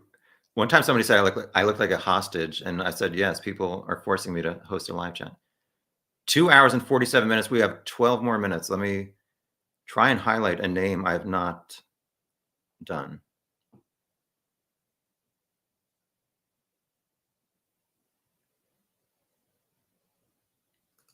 Pink Salt. You may have been arguing with people before, but this is okay. This comment's okay.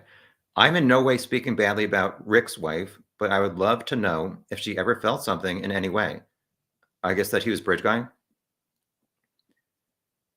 You know, we've discussed this before, and I've said, what did I say? How can you not recognize your husband of 25 years, his voice on the bridge guy audio, which was not until, I think, when was the audio? No, the audio didn't come out. Actually, it came out within the first few days.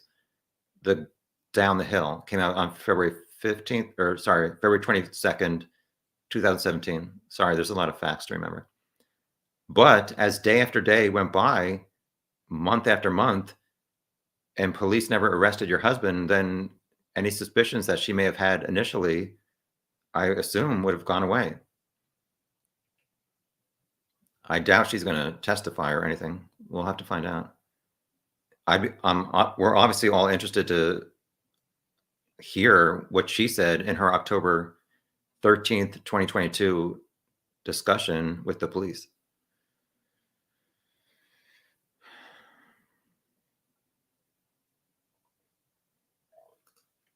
Hi, Chevy Killer 306. So they took all his devices and they admitted under deposition that there's nothing to involve him at all. And have you ever seen a prosecutor that doesn't want geofencing allowed in the case? I think the geofencing part was the prosecutor did not want the defense to confuse the jury about certain geofencing stuff. I don't know. It was kind of confusing. My suggestion that nobody will ever do Why can't police do a geofence of Rick's home between 12 or whatever, 11 a.m. to 5 p.m. to show what was going on there? Like, was there some kind of activity at Rick's house that would prove that he truly was innocent and home by 1:30? For the first part, yes, Holman did agree that there were certain things that did not point towards Rick's guilt. However, that was in the Frank's memo #1, and obviously, law enforcement would only include certain things that point towards Rick's innocence, because in that 136 pages, the defense never once referenced these 3 girls who passed a man who could have resembled Richard Allen. Not once did they reference the 210 or 228 driving witnesses who saw a car CPS that did not match the 1960s car.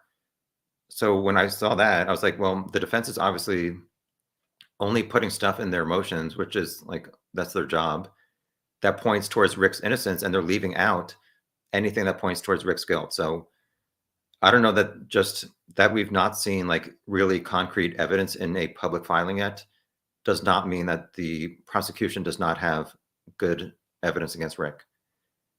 Because like McClelland upgraded the charges to saying that Rick was not only a bridge guy, but he's also the murderer. So what are they going to present to the jury to have the jury say, yes, that charge is valid? Stay tuned.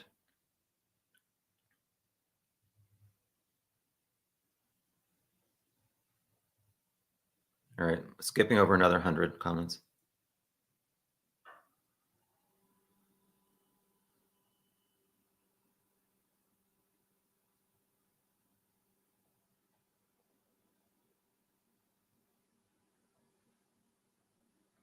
Hi, Humanimal. Anna was a keen photographer and took a lot of beautiful photos of Abby. Yeah, it's horrible that she lost her only child.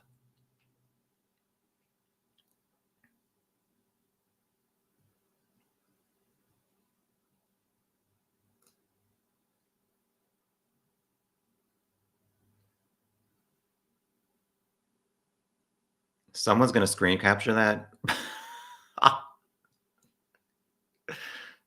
Hurry up, Tom. Click something else. Bossy says, KT, yes, if they don't use them as snow days. Sorry, I missed that one. Tom Watson, isn't he a golfer? Yeah, SB said the golfer. I'm missing a lot of these discussions you're all having, which is probably for the best. We're at 7 more minutes, and then we're all excused.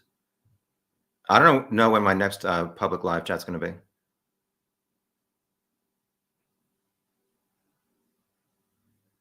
Hi, Aquarian.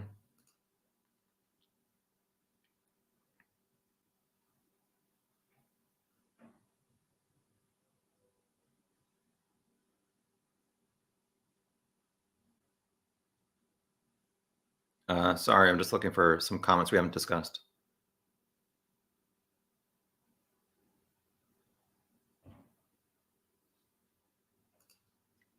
Kay says, why does the defense keep, hello, I don't know. Why does the defense keep bringing up the prison mistreatment card, then ask for a speedy trial, then want postponements?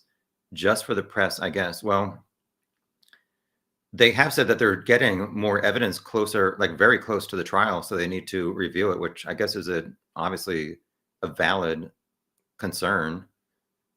However, you make a good point that they said last November that they were ready to start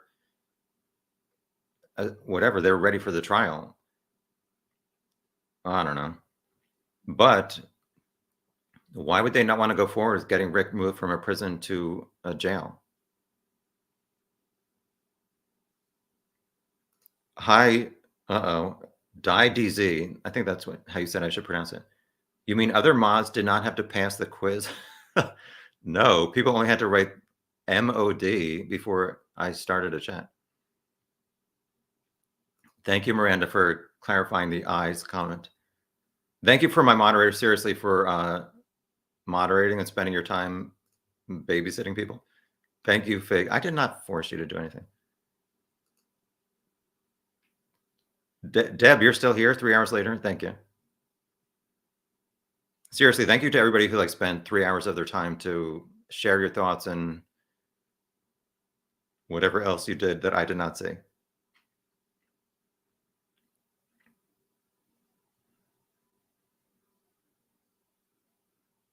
We have 5 more minutes. I said I'd do 5 more minutes though.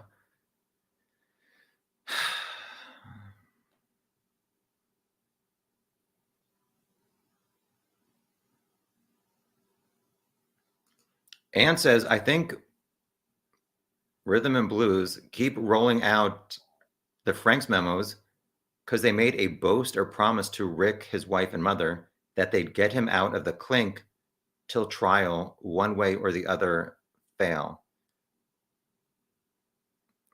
Well, I do think it's an issue that Gull takes so long to rule on some of these motions. She still has not ruled on the masterful third Frank's memo. Why not? I think it should be denied. So just deny it, Auntie Gull.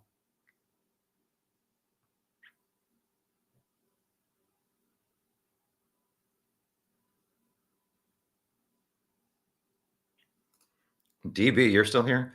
They are still filing Frank's request because they raised the objection in pretrial motions, or else they could lose the right to raise it in a higher court. Yeah.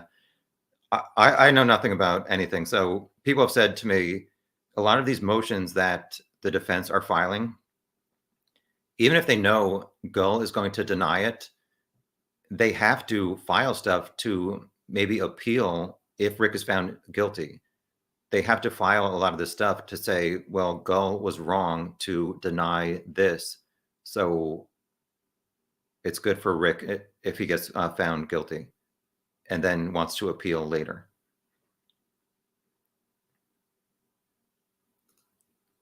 KT, Tom is not a bish, but he sure can dish. Are we done yet? All right, 3 more minutes. I'll do 3 more comments and then we're done.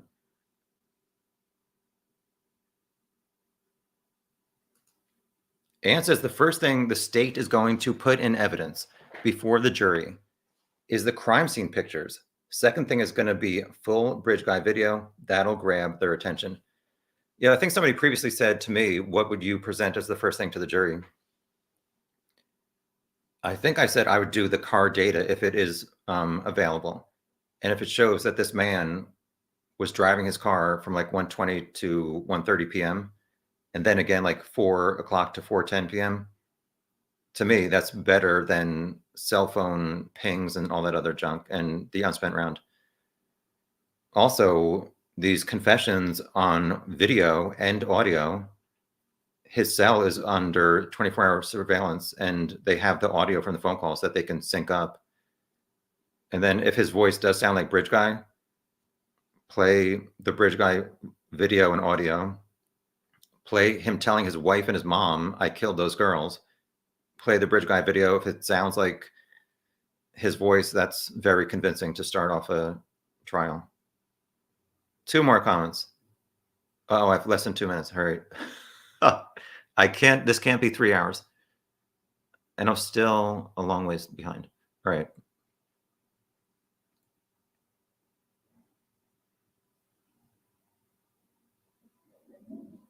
Hi, Georgie girl, sorry. I wonder if law enforcement checked EF's phone usage to see if there was a pattern of him not using his phone for hours. Well, it seems like whatever they did or did not find, they never wanted to or felt like they could arrest him, even now after they looked into him again. We're at 2 hours, 58 minutes, 43 seconds. Thank you, everybody, for joining, as always. Thank you for everybody who donated. I truly appreciate every single one of you in this YouTube chat and outside on the Venmo, Cash App, and PayPal. I truly appreciate every single person. Thank you. What is my last? Somebody just donated real quick. Marge, thank you. You're living large and in charge. Seriously, thank you so much. That was very kind of you.